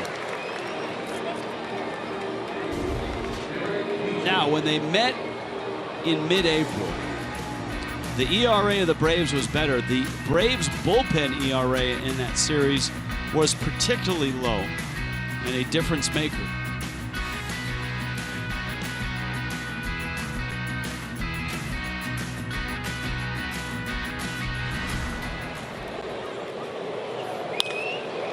Dietrich flips that one foul and out of play. The Mets, by the way, are still on top of the Dodgers, 5-1, bottom 7 in New York. And so it looks like the Nationals, unless they can score 4 runs in the 9th, are going to lose to the Cardinals.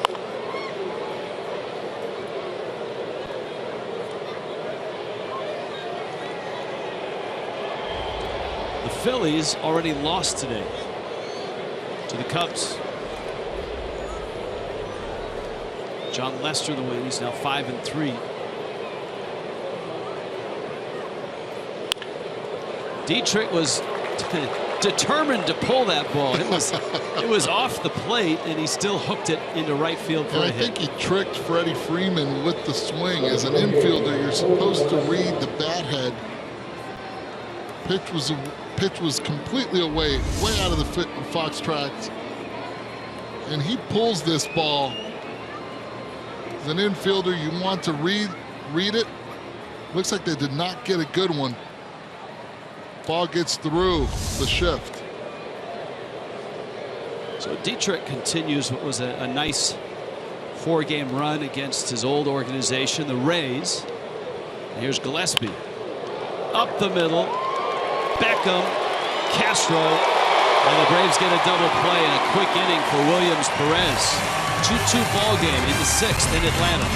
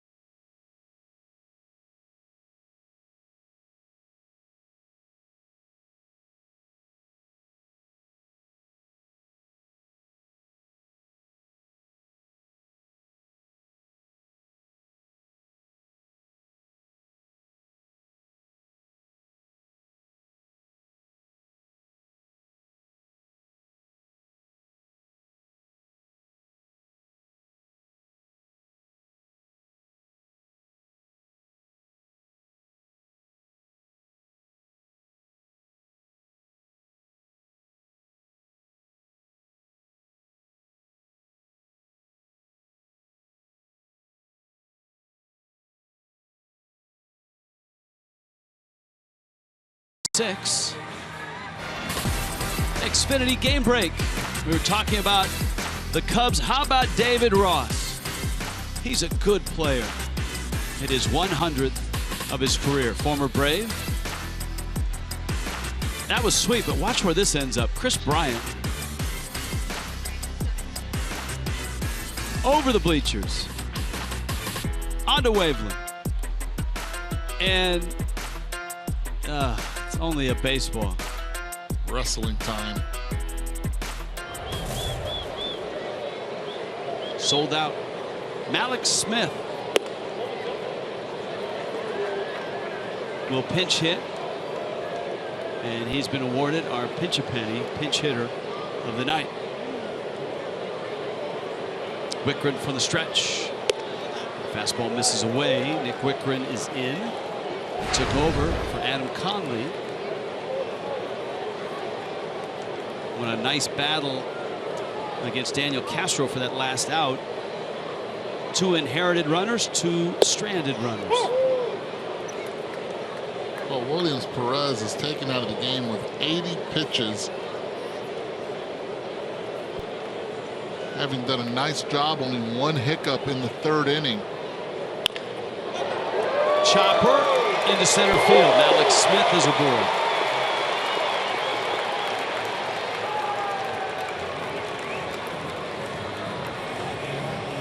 Leadoff hit here, the 6th. Bring your group to Marlins Park this year.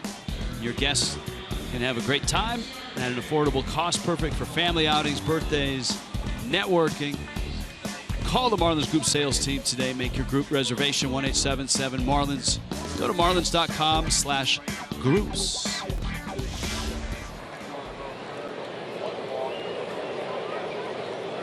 Well, Here's Cincinnati. A lot of speed at first base. Something now Wickren will have to be able to hold Mallex Smith at first.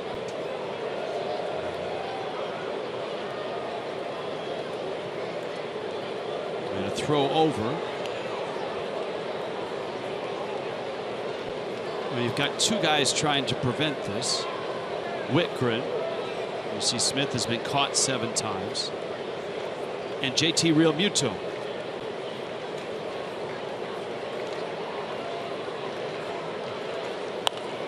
That one fouled back. As far as throwing the baseball for second baseman, Realmuto is having a very nice year. His caught stealing percentage at around 36%. High 20s is considered good in the major leagues. Inciarte trying to bunt, misses. That's 0-2.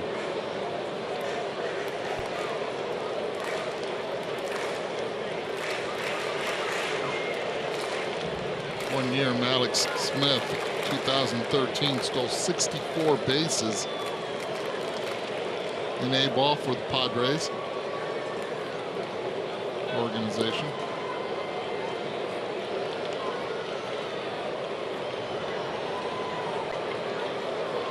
Next year came back with 52.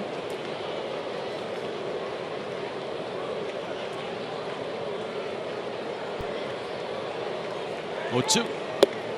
Did I say 52? I stand corrected. Make that 92. 52 in one spot, 40 in another. 48, 4 in rookie ball. In low A, 48, and high A, 40. Wickren to the plate, in the air. Gillespie makes the catch. Tell you what, Nick Wickren's doing a nice job of varying his times to the plate, varying his throws to first. And he has the look of a guy that has been a closer from the very start of his college career and into professional ball. And now, of course, pitching in middle relief in the big leagues. It's a good sign to see that type of pitcher, which was always accustomed to being a closer, being able to hold on runners. Here's Beckham. It's a nice job.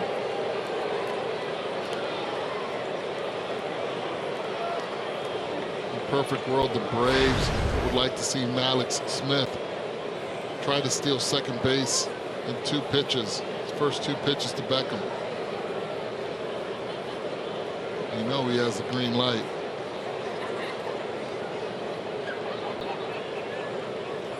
Not running, and almost a quick pitch with a slide step from Wickren.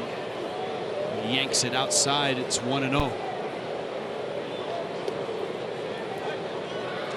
It looked like, from the reaction at first, that Smith Was planning on running and stopped when he saw the quick delivery.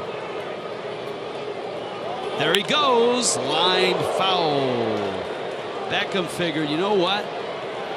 I'm going to get a fastball and I'm going to take a shot right side.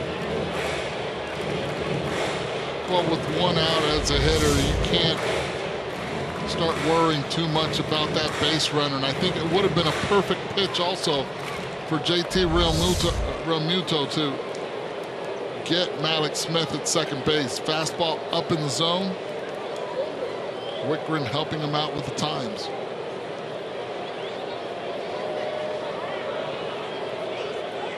One. It's fouled back to the screen.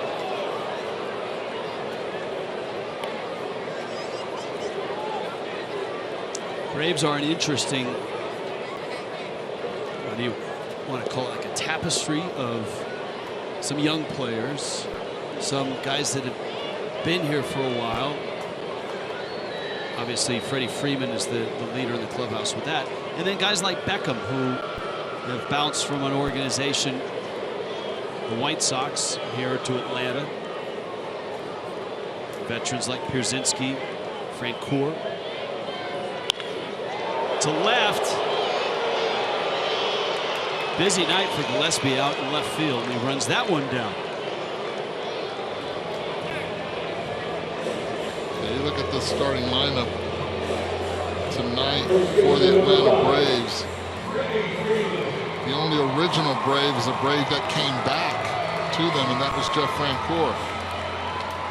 All throughout, Freddie Freeman is the other one.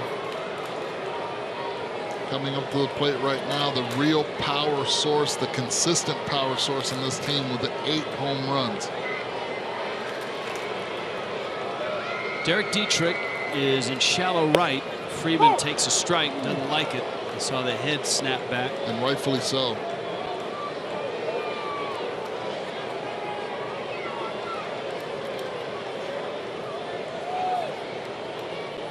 That's a tough first pitch strike, but it's better to it be the first one than the last one. Those are my pet peeves. How do you make that work to your advantage if you're Freeman with the guy behind the plate? Umpires know when they miss it.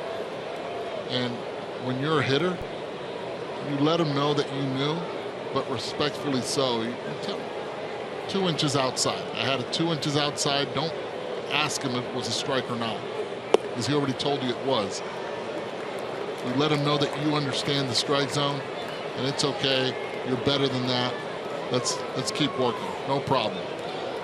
I was always taught 1 strike for the pitcher, 1 strike for the umpire, and 1 strike for you. Get yours. Don't miss it.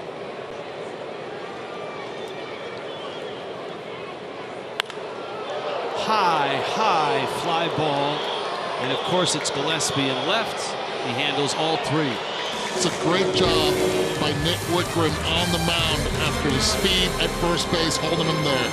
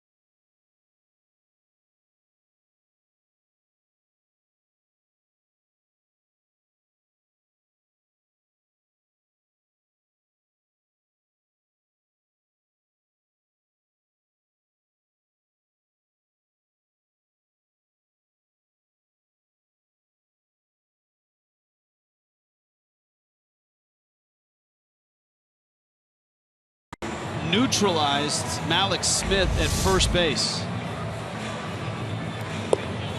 And a lot of appreciative guys. First to get there was his catcher, JT Realmuto. Well, those were big outs, but most importantly was how he was able to neutralize Malik Smith with his speed at first base. Not a lot of pitchers can do that, and he was able to do so and execute pitches. All right, a lot going on right now. First of all, you've got Bud Norris on the mound. Norris takes over for Williams Perez. 8-9-1, and the number 9 hitter is good news for the Marlins, and that is Christian Yelich. Yelich did hit on the field. He's been out with the back issue. Oh, one pitch is lashed foul by Danny Echeverria, who's bounced to second twice. So Yelich is on deck, and he'll hit for Whitgren. Then you've got Ichiro. And of course, Bud Norris, a former starter in the big leagues, coming in relief here.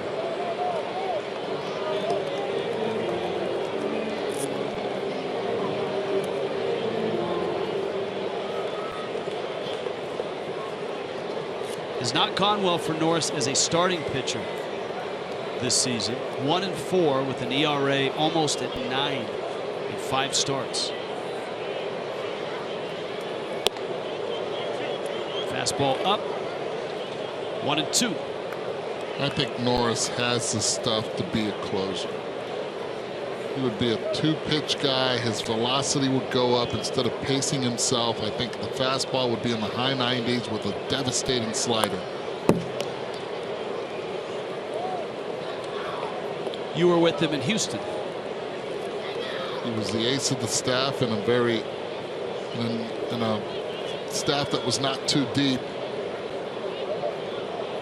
Yet he battles. He's very tough on right-handed hitters. Good slider. Has struggled against left-handed hitters. I'm surprised that no one has caught that glove of his.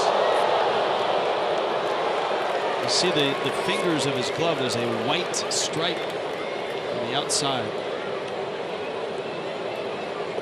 Although you probably at this stage of the season, someone's already asked, and the umpires have said, "Hey, not a worry." I don't think a lot of people mess with Nike. Echeverria flips it into right center field. And Markakis is there to make the catch. All right, here is Christian Yelich now. And this is certainly a good sign. Don Mattingly talked about when you bring a guy back from a nagging injury that setting dates for them to come back sometimes can work to the detriment of the player, because the player hears that he's supposed to be back on Friday, and Mattingly wanted to make sure that Christian Yelich was able to hit on the field, go through all the drills. Did not have him in the starting lineup, but he'll use him here.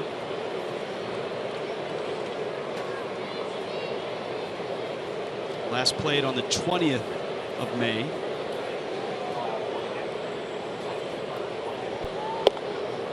Norris misses with 2 off-speed pitches outside. See how Norris is really careful with Yelich. Doesn't want to come in. Trying to stay away, trying to get that backdoor slider, which hasn't really broken much. That's out as well. Now Yelich hit on the field, ran, took balls in the outfield. Giancarlo Stanton did not hit on the field today. He did hit in the cage as he tries to come back from a side issue. Ball 4, Yelich walks. That was easy. That was a good pinch hit at bat. That was. How about that? He didn't have to lift the bat off his shoulder. That worked out well. Before Ichiro arrives, a reminder that the Fish Family code tonight is Southpaw. Loyalty program of the Marlins. Go to marlins.com/fishfamily. So Yelich is at first. Norris now gets Ichiro, who has doubled in 3 at-bats. His double a shot in the gap left center.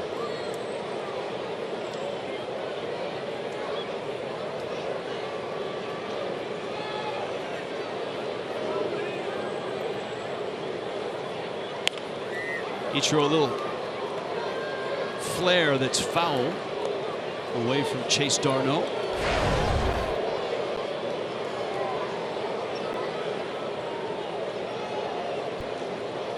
You would expect with a pinch hitting appearance tonight that Yelich will be back in left field. Tomorrow, 4 o'clock start. Kyle Bearclaw ready in Miami's pen. Not a big lead by Yelich. In fact, just 2 little steps and he's back on the bag.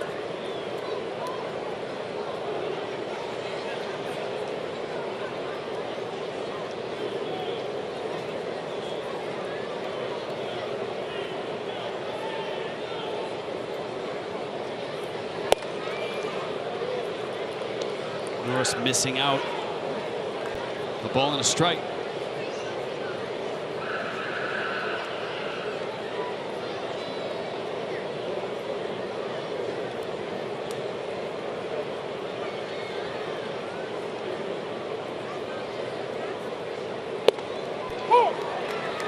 One and two. Judging from Yelich's lead, the Marlins aren't likely to get aggressive with him. No, and having that back issue, I do not see Don Mattingly sending Christian. If he were to go, it would probably be more on his own, and you see that lead, it's not too aggressive. Ichiro to right, hits it pretty well. Markakis back, and he makes the catch. It's amazing how Ichiro was able to elevate that baseball. Ball was way down in the zone. Still hit it pretty far. For pitch number 4. So Prado now, Martin is 1 for 3. He's bounced out a couple times, has an infield hit as well. Well, Martin was joking with the Atlanta Braves player, just throw it right down the middle. I still don't have a home run. It'd be a very good time for one in the Marlins. Prado has 9 doubles and a triple. On a 1 for 3 night tonight. Bud Norris in relief of Williams Perez.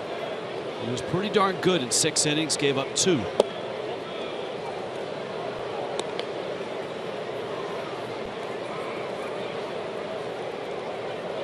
Jeff Francoeur playing very deep in left field, but Enciarte and Markakis are not. They're respecting the pull power of Prado. Prado sends it out to right. Markakis makes the catch, and the Marlins leave Yelich at first. 7th inning stretch in Atlanta. 2-2.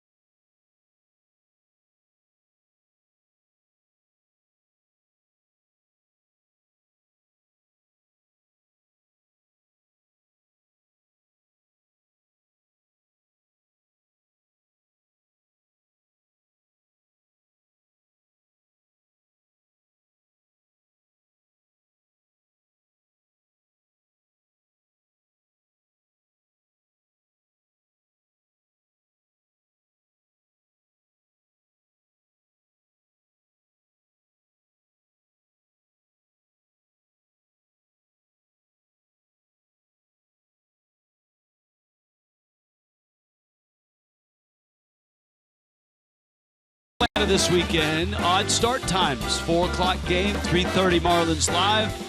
And then Sunday, 5 o'clock game, 4:30 Marlins live. JetBlue gives you the aerial view of Atlanta. Then, of course, the Marlins are home. And remember, those 2 games on Monday and Tuesday were originally scheduled for Puerto Rico, San Juan. But the Pirates and the Marlins will play what is now a 4-game series at Marlins Park starting on Monday, 7:10, 7:10, all the way through Monday through Thursday against the Pittsburgh Pirates. Kyle Barraclough is in, takes over for Nick Whitgren, and inherits a tight ball game, a 2-2 ball game. Tyler Flowers, Nick Markakis, and Jeff Francoeur coming up for the Braves.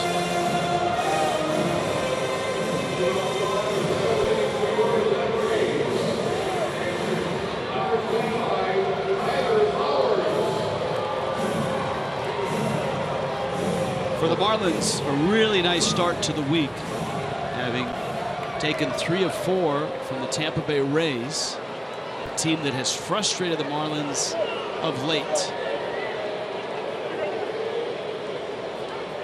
But taking 2 in St. Pete, they arrive here in Atlanta against a Braves team that swept Miami in Miami in the only meeting of the 2 teams so far this year.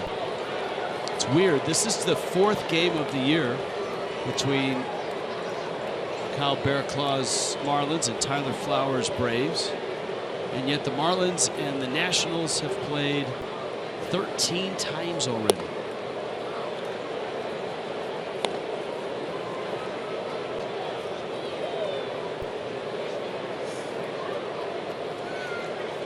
That pitch had plenty of the plate and was right at the knees.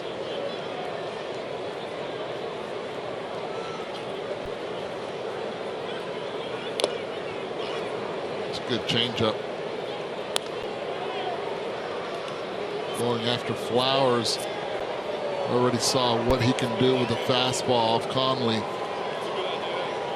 Taking advantage of his aggressiveness.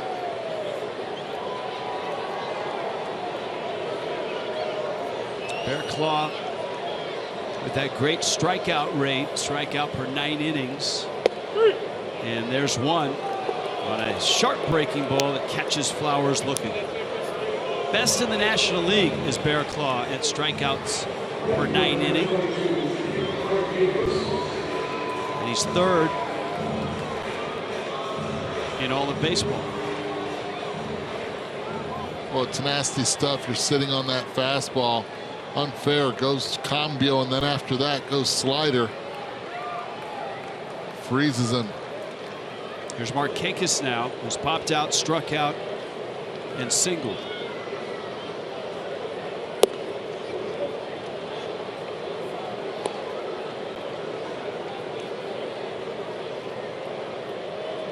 Markakis,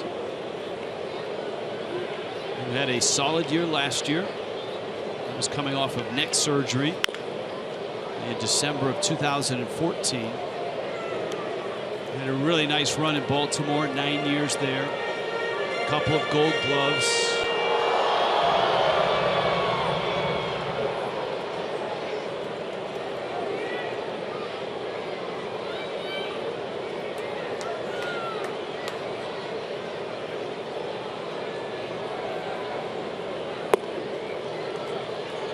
And it's 2-1.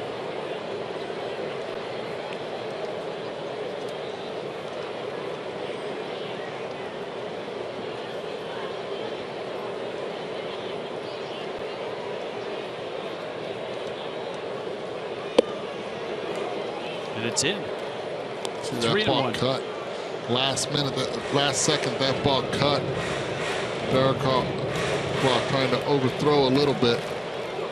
Doesn't have to. He's got good life to his fastball.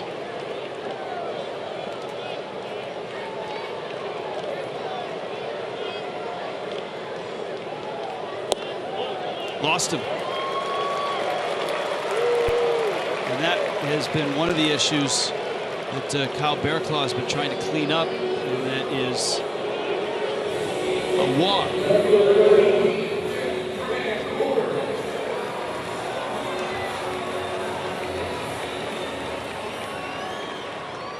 He loses Markakis. Here's Frank Coeur.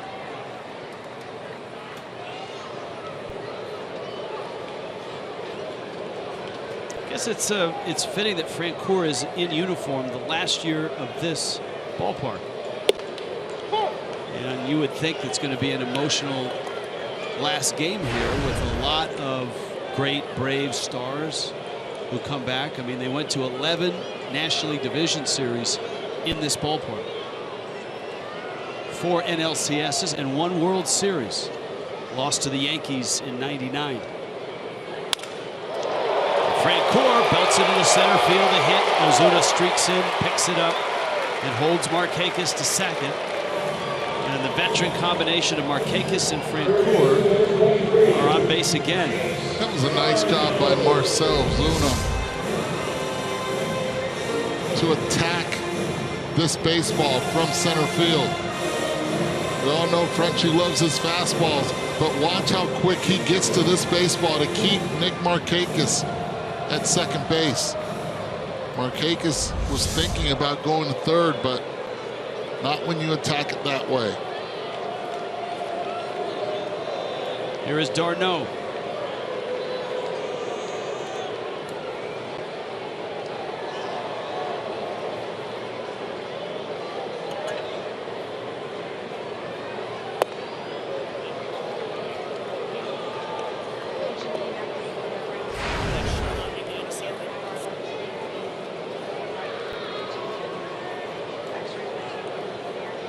X-rays on Eric Ibar are negative. Right ankle contusion. Listed as day-to-day.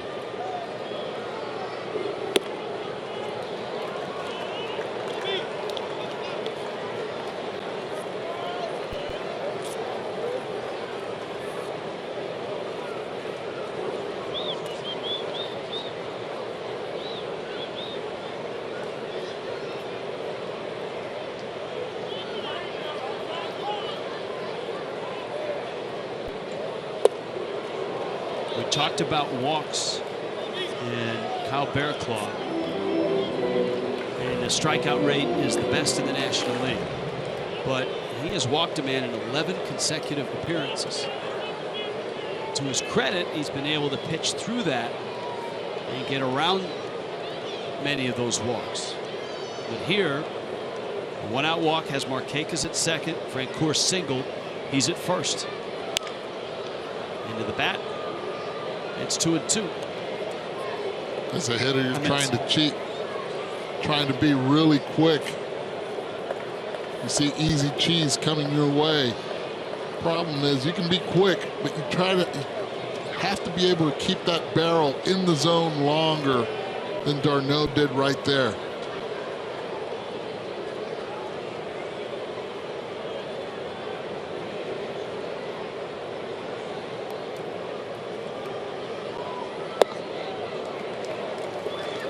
The count's full now, 3-2.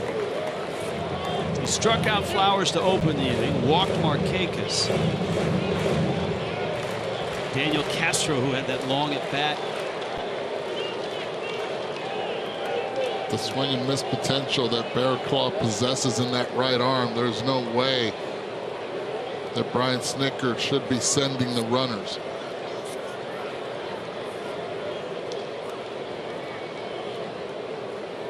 Snitker, the interim manager.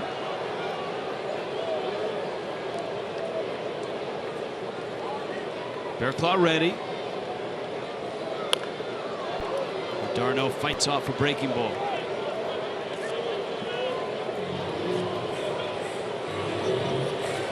There's a look at Snitker, who was managing in the minor leagues for the Braves.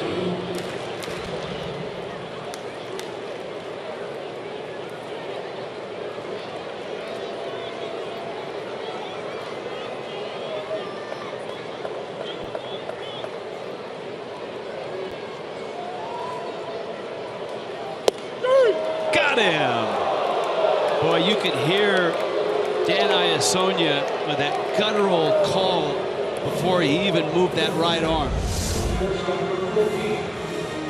Talk about a person that can paint on the outside corner. Yes, you hear that clearly. Effectively wild. It works. Tough for a hitter to dig in. That's an enormous out for Bearclaw. Now he goes to work on Daniel Castro. Second at bat for Castro. He came in for Ibar.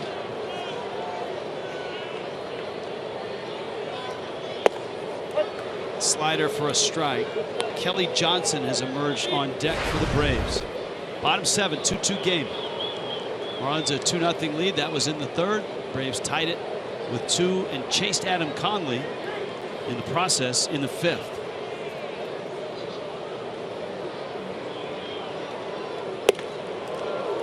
.97 on the fastball.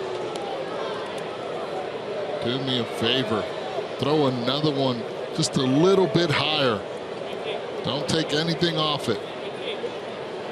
Castro has already shown that he will chase out of the zone. We saw him battle Wickren.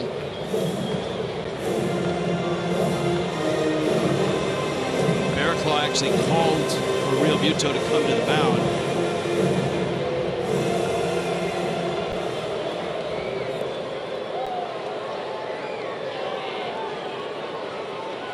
Oh, and 2.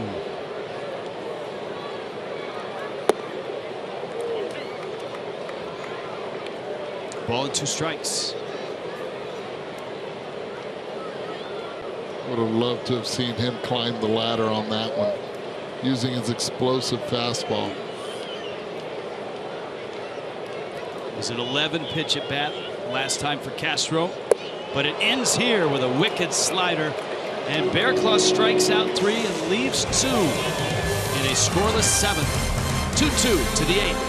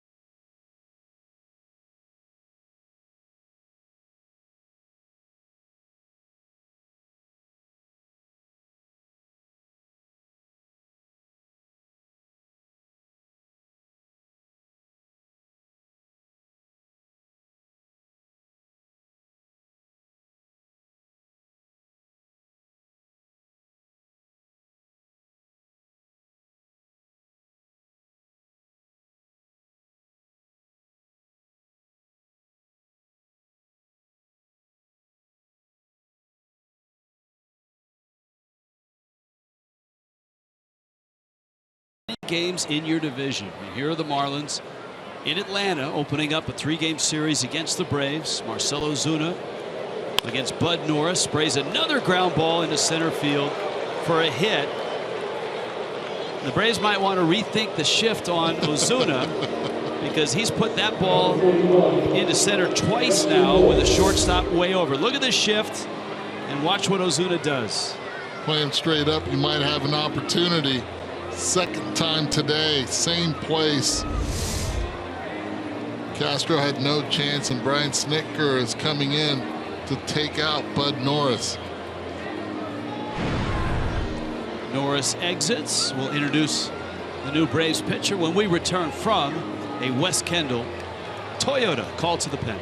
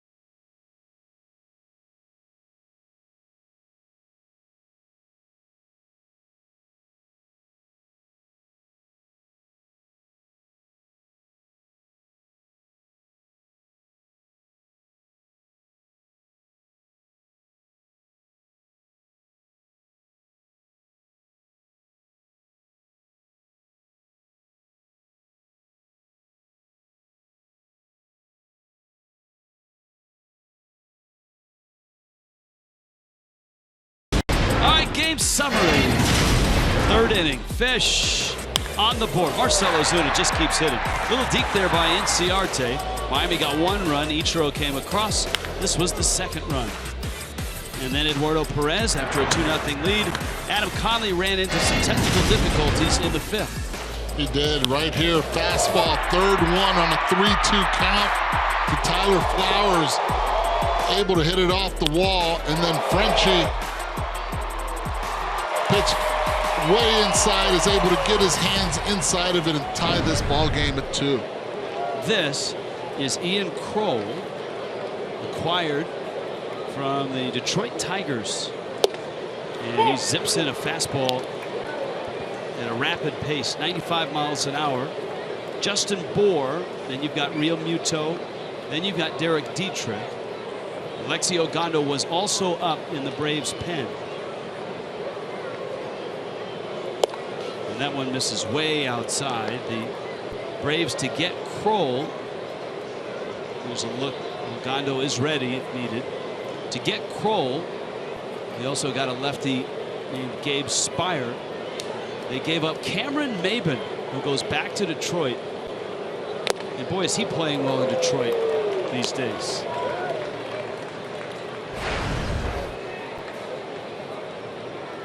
That's a live arm, 95 miles per hour by Kroll. Justin Bour saw a lot of sliders in Tampa Bay. Now he's seeing a lot of hard fastballs. Bouncer up the middle. Tough to get 2 out of this one. Out at second is Ozuna, and Bour beats it. That's what happens when you have the shift and you have to scramble and figure out how to turn 2 with nobody at second. But a nice trade-off and great communication by both Castro and Beckham. You see Beckham hustling over there, barehanding it. It's Marcell. All he could do is go in and take a clean slide to second base.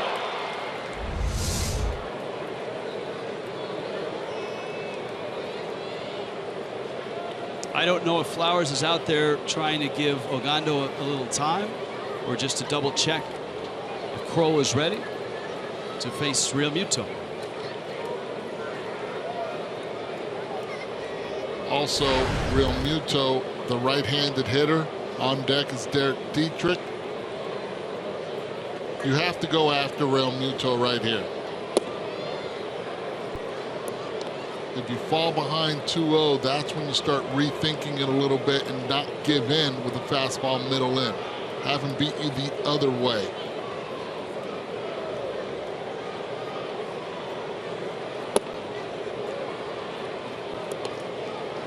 So he misses with a low fastball. Against left-handers, Miami has done quite well. Don't forget tonight, the way they've pitched Real Muto has been away, away, away. No reason to start coming in now. Fouls a fastball back.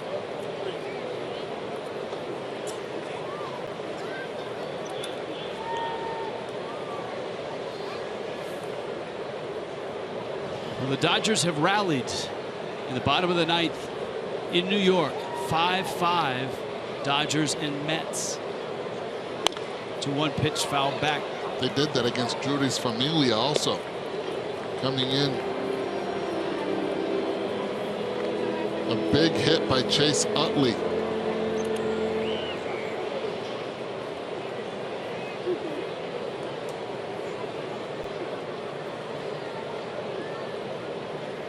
Two. Foul back to the screen. He's been living right at 95 with the fastball. David Phelps in the bullpen, awaiting the bottom of the 8th. Really good effective pitch up and in. Now you go down and away. Stay away now. Look at that. Going back in. Slider. Back foot slider. That's fine as long as you don't try to challenge him hard in.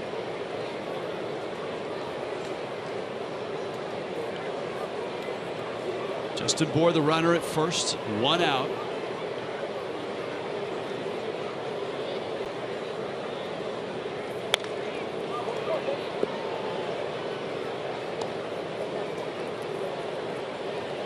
Count stays full at 3-2. Dietrich on deck. Marlins have used Christian Yelich as a pinch hitter. He walked in the 7th inning. He did not stay in the game in any sort of double switch. 3-2 again. Real Muto, chopper to third. Darno, there's one. Safe at first. Real Muto gets down the line quickly.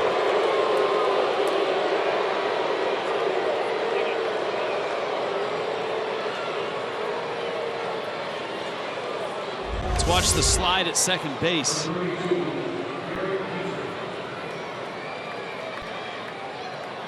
Nice clean slide. No issues there. Just a big man coming at you.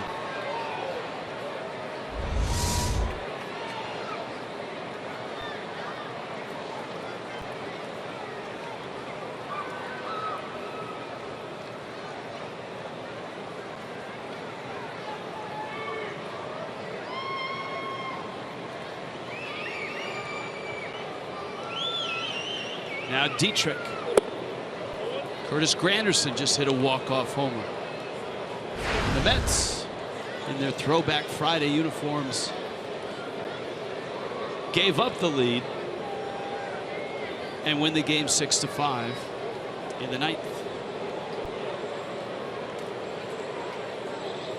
It's one of those nights where Jury's Familia has a blown save and a win.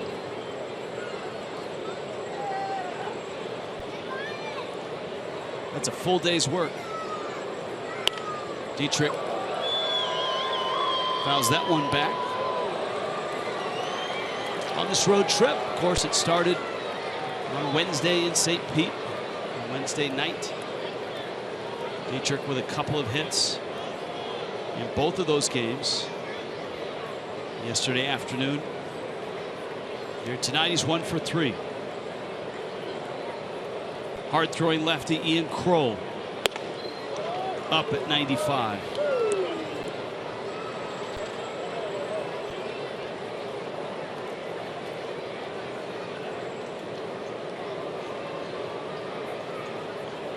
You have a little better speed now at first with Real Muto, who replaced Bohr. And he's running and he's picked off. Freeman's throw is waiting on him. And Real Muto is out at second base. That'll go as a caught stealing, and that ends Miami's 8th.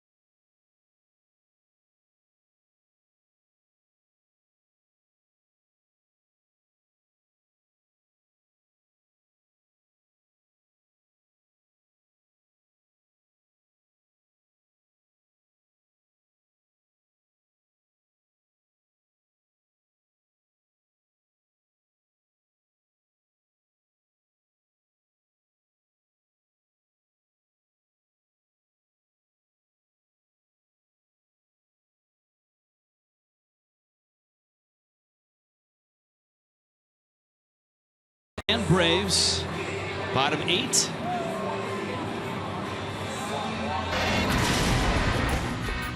The all-new RAV4, brought to you by Toyota, gives you an inside look. U.S. manager since 1990. The Atlanta Braves with Brian Snitker, who's been in the organization some 40 years. His third as the AAA manager. Managed at all levels. Former catcher, an Illinois native. He played his college baseball at the University of New Orleans.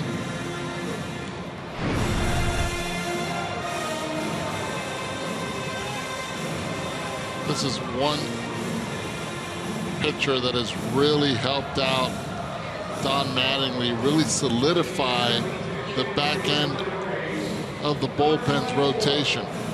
David Phelps has been as solid as can be, both against right-handed hitters and left-handed hitters, using the two-seamer, the cutter, the four-seam, and his off-speed pitches. And he gets Kelly Johnson to open up the 8th. And he hits a high pop, Echeverria out, Gillespie in, and it falls between them. Wow. I don't know if Echeverria lost it. Obviously, let's watch.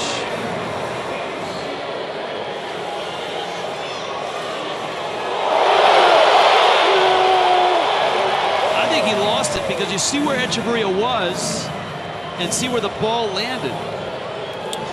I don't see how he can lose it with the darkness of the sky right now. The only thing that could happen, as they're calling this a double, is that he thought that he got called off. Yeah. That ball was in the air for a long time. Outfield's playing a little bit deeper with no outs late in the game.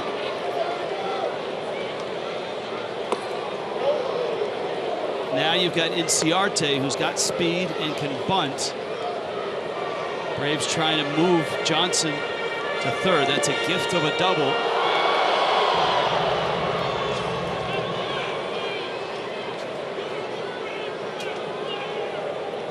And Phelps is trying to pitch around it now. After Inciarte, you've got Beckham and then Freeman.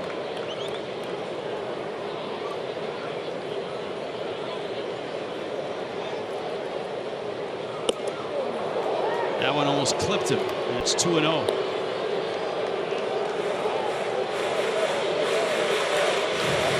Don't be surprised here on a 2-0 count that Brian Snitker gives the green light go ahead, takes away the bunt sign, and allows Inciarte to get a ball that he can pull and drive. Runner is already in scoring position. He had a really nice year last year with Arizona. Hit .303, slugged .408. And Don Mattingly understands that also, and he's just going to put him on and not risk that same situation.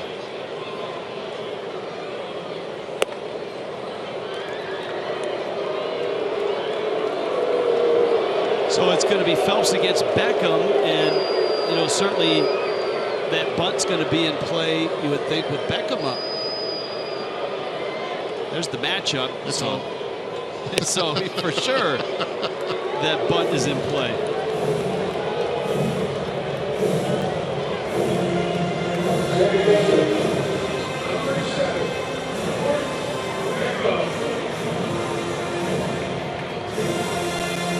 So Johnson stays at second, and Ciarte ends up at first. Falling behind 2-0. Miami puts Inciarte aboard.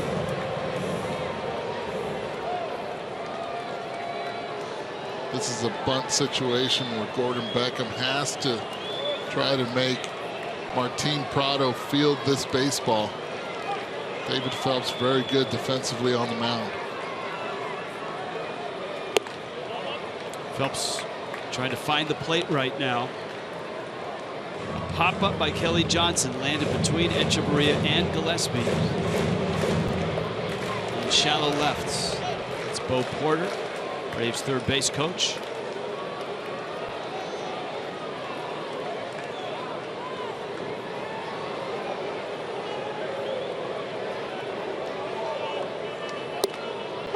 That's strike, outside corner.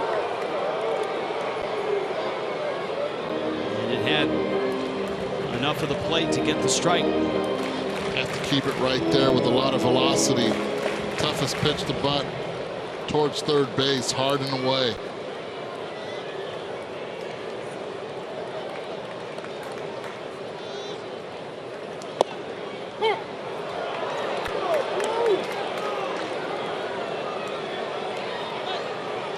One and two. Big decision for Brian Snitker right now. Do you take the bunt away and allow Gordon Beckham, which is 0 for 6 lifetime with 4 strikeouts, to swing away? Have to let him swing here. He squares and he bunts. It's fair. Real Muto goes to third and gets the out. Saved by Prado. And a nifty pick. But Real Muto and the Marlins get the lead runner. That's an athletic play by JT Real Muto. See how quickly he bounces up.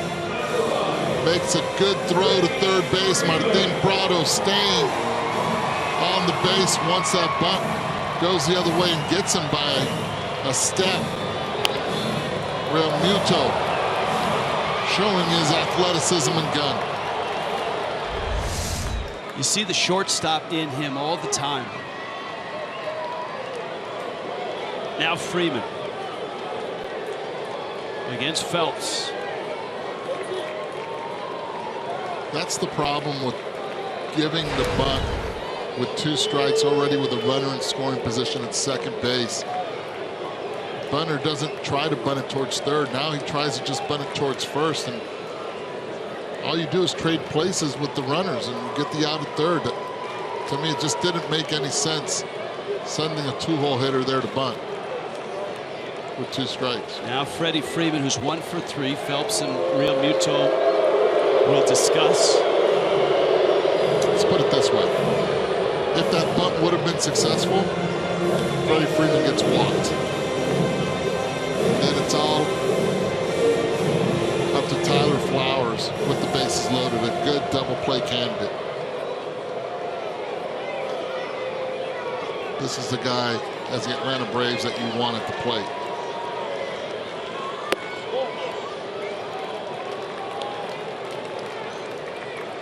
One and 0.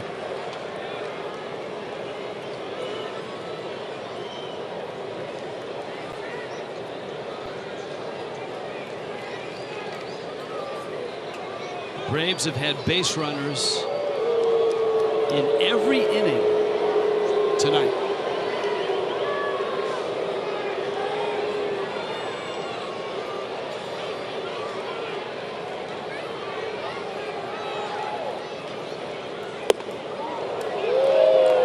Two and 0.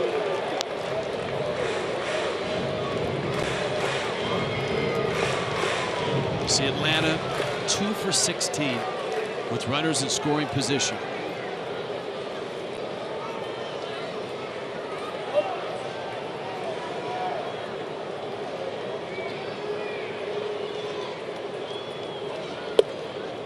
And a strike.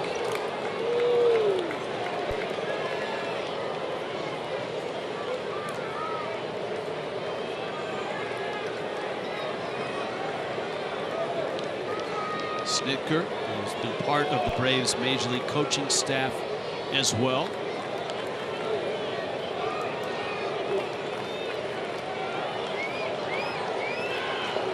Two one coming. Hit hard and into right. Ichiro has it. Late start at second by Johnson. Bags are loaded.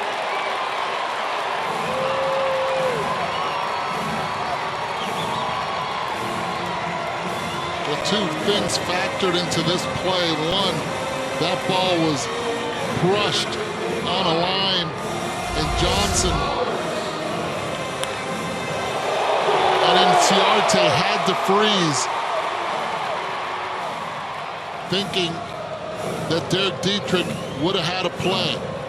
Had to freeze right there, Bo Porter had no choice but to hold him up at second. Well, here's the matchup that you talked about. Would have happened either way if you get the bunt across or not. Fortunately for the Marlins, that ball was hit hard enough that he had to freeze. It's Flowers, the catcher. Slow tapper. Phelps barehands and flips and gets the out. Double play. Incredible. Whoa. Phelps to Real Muto to Bohr. A bang-bang play at first will be reviewed. The only thing that they're going to review here is a spectacular play by Phelps. Great play. Real Muto not giving up on the double play. Watch the athleticism of Phelps. I told you he can field his position well. Makes that play. And the reaction of Phelps was spectacular. We'll take a look. The Braves are going to challenge. Jerry Pendleton whispering to Brian Snitker.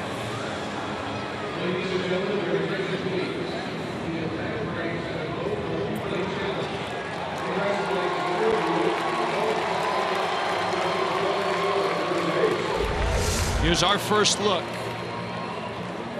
Back of glove.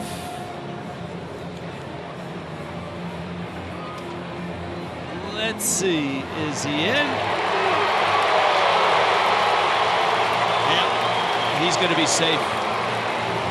Looked like the foot was down. You can see the ball was just entering the glove.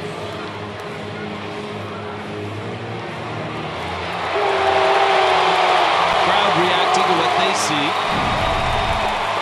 Marlin players are back out onto the fields.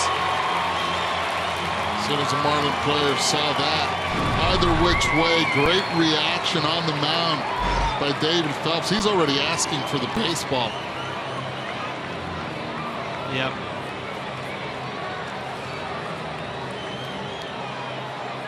You never know. You never know. So the bags will be loaded if this call goes the way it appeared on this Braves challenge. Phelps smartly taking warm-up tosses right now as the review arrives. Safe at first, not a surprise.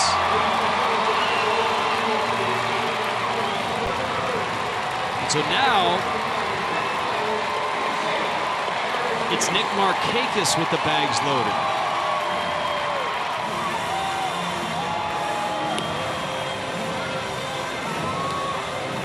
So that erases Inciarte at home. Beckham remains at third, Freeman at second, Flowers at first. This is where David Phelps has to emotionally get back into it after making a spectacular play and seeing the out call at first base. His reaction, as mentally strong as any pitcher in the game today.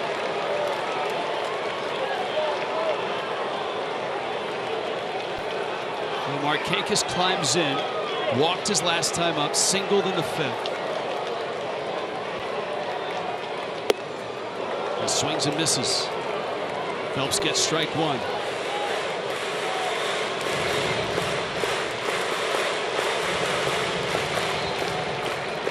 Remember, this all started with that pop-up that fell behind Echeverria and in front of Gillespie.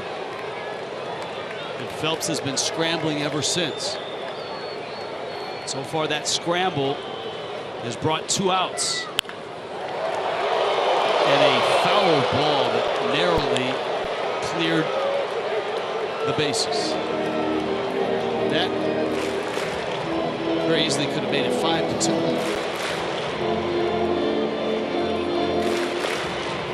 Markakis not a power guy. Those days are gone. But a dangerous contact guy. Always has carried a nice on-base percentage in his career.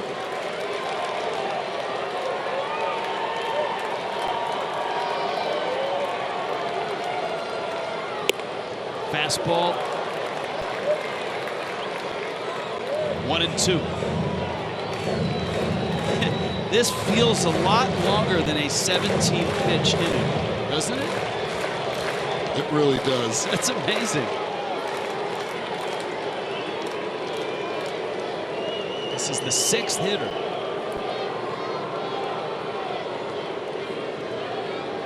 One, two. Oh, just missed. You can hear the home plate umpire, Dan Iasonia, say ball inside. Let's watch it and check it on Fox Tracks. And it was. Barely. Just barely. Just barely. Wonder if he'll come back with that two-seamer that he freezes left-handed hitters on the inside part now.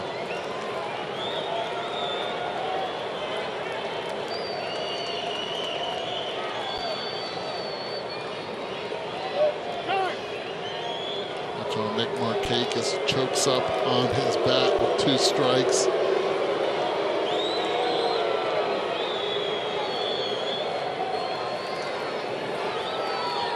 Francoeur on deck. Bases filled with Braves. 2-2, bottom 8.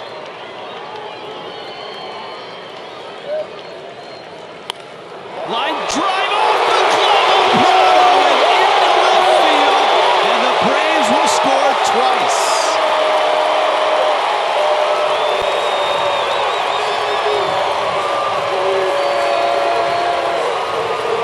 Martin Prado lunged at it.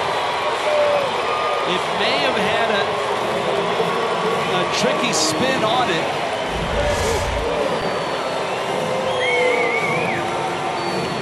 And he just missed it.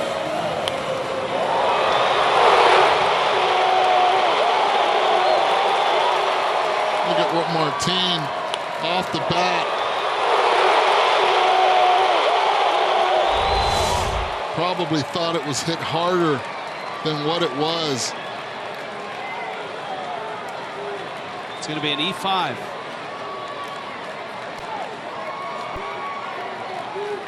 So 2 are chased across. Real Muto going out to check on Phelps.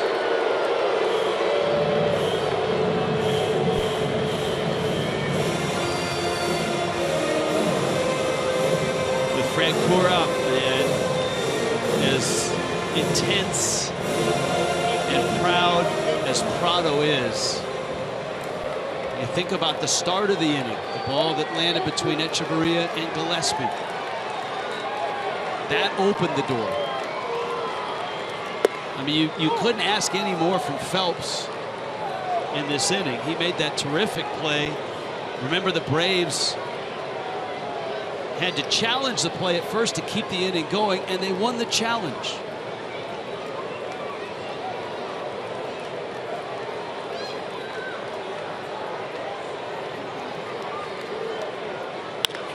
Breaking ball, bouncer, edge off his glove. Holding third is Flowers. That's a base hit.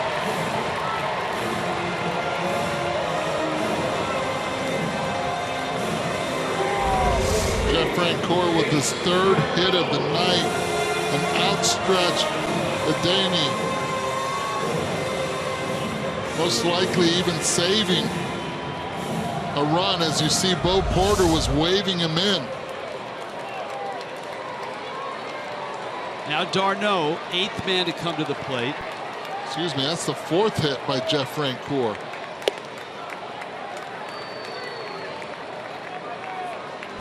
Francoeur 4 for 5.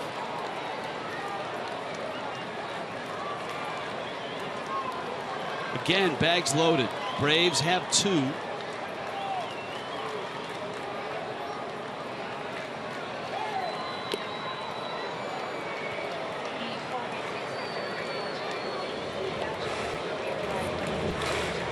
Matches a career high for Francoeur. He has had 4 hits in a game 12 times.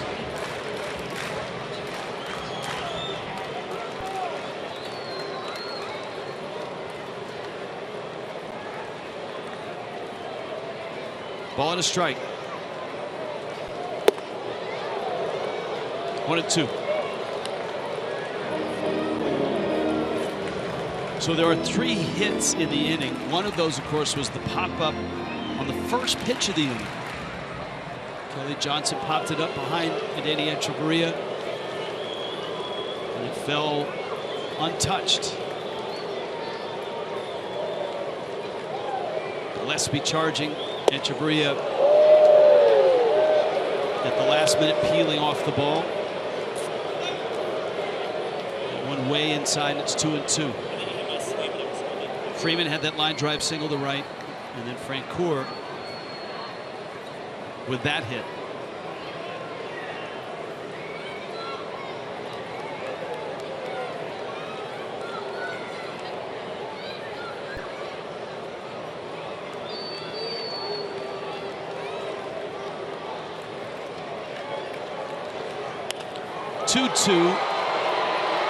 Echeverria calls and catches. So the inning ends the way the Marlins wishes it had started.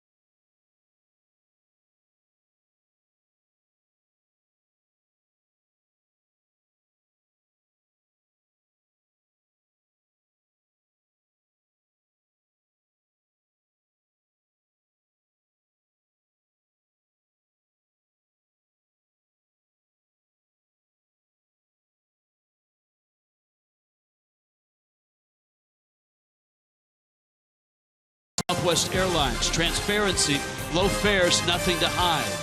By the all-new 2017 Chrysler Pacifica, and by your South Florida Honda dealers.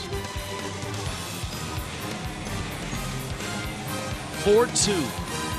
Atlanta on top, painful bottom of the 8th. Opened with a pop-up that should have been caught and wasn't.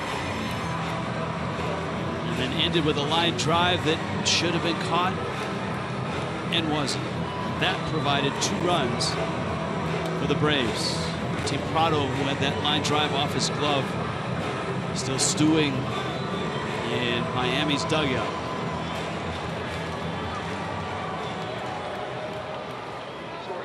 So the Marlins set their sights on Aroldis Vizcaíno, who doesn't have a whole lot of opportunities to save games this year. He is 5 of 6 in save opportunities.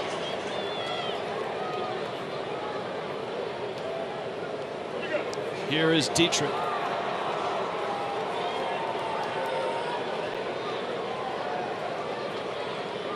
Scoring change from that last half inning. Take away the error on Prado. Markakis gets a 2-run single.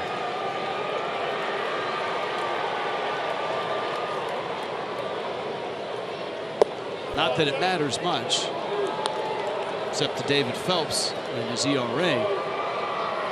And if you ask Martin Prado, he would tell you that he should have caught that ball.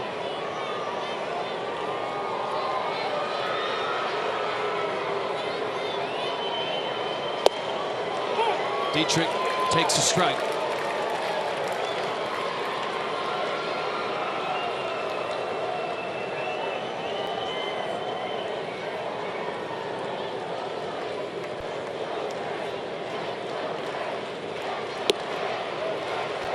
Well, the Marlins all they can do now is just try to get some base runners on and try to get to Vizcaino. Well, Derek Dietrich, most likely he would take right here, down 2. Have to get that time run to the plate and force Vizcaino to throw strikes. Oh, that's easy cheese.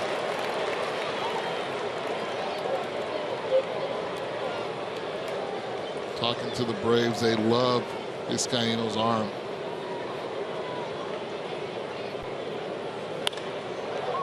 Dietrich fights it off. You've got Gillespie and then Echeverria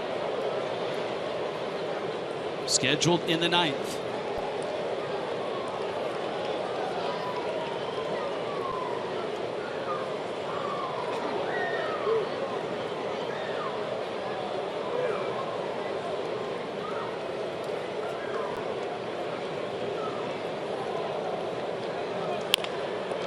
Went after a high fastball.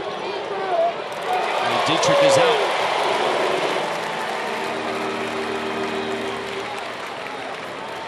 So 1 out in the 9th with MLB at bat. You stay up to date with everything that's going on in Major League Baseball that night, that day. Live game, video highlights, game day, StatCast, news, and more. Download MLB.com at bat, the #1 app for live baseball on your phone and tablet. Joe Carlos Stanton watching. Not available tonight, we suspect. He did not hit on the field. He did hit in the cage. Here's Gillespie. He was 1 for 3.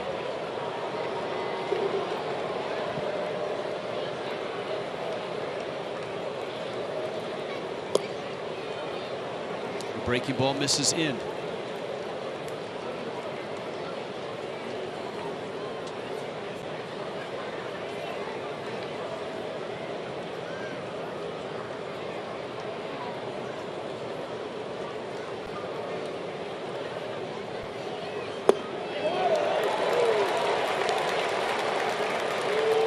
One and 2.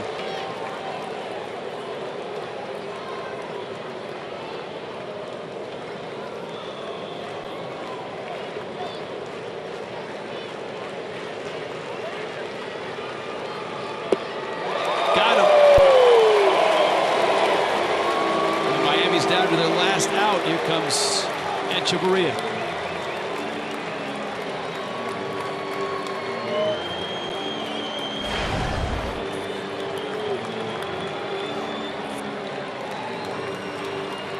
For 3 is Echeverria.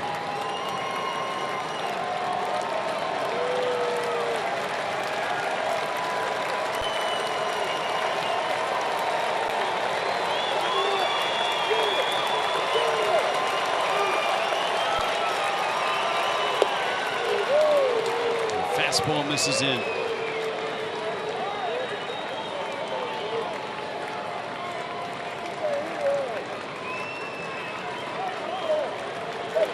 Chris Johnson on deck. At the knees. 14 hits for the Braves to go with their 4 runs. Miami 8 hits. And David Phelps deserved a better fate tonight.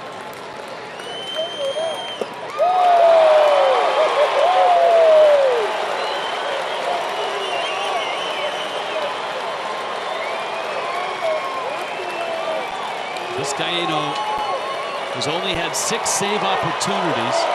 He's nailed down 5 of them.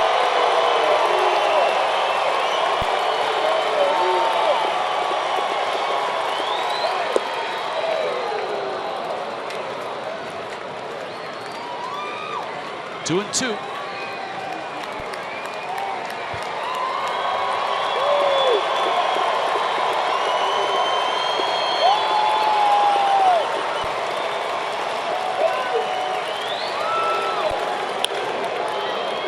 To right, Markakis. And the Braves win the first of this 3-game set. The Marlins have yet to figure out how to beat this ball club. That's 4 in a row the Braves have taken down the Fish. Only the 3rd win of the year for the Braves at Turner Field. And a tough loss for David Phelps, as he did all that he could in the bottom of the 8th to try to keep the Braves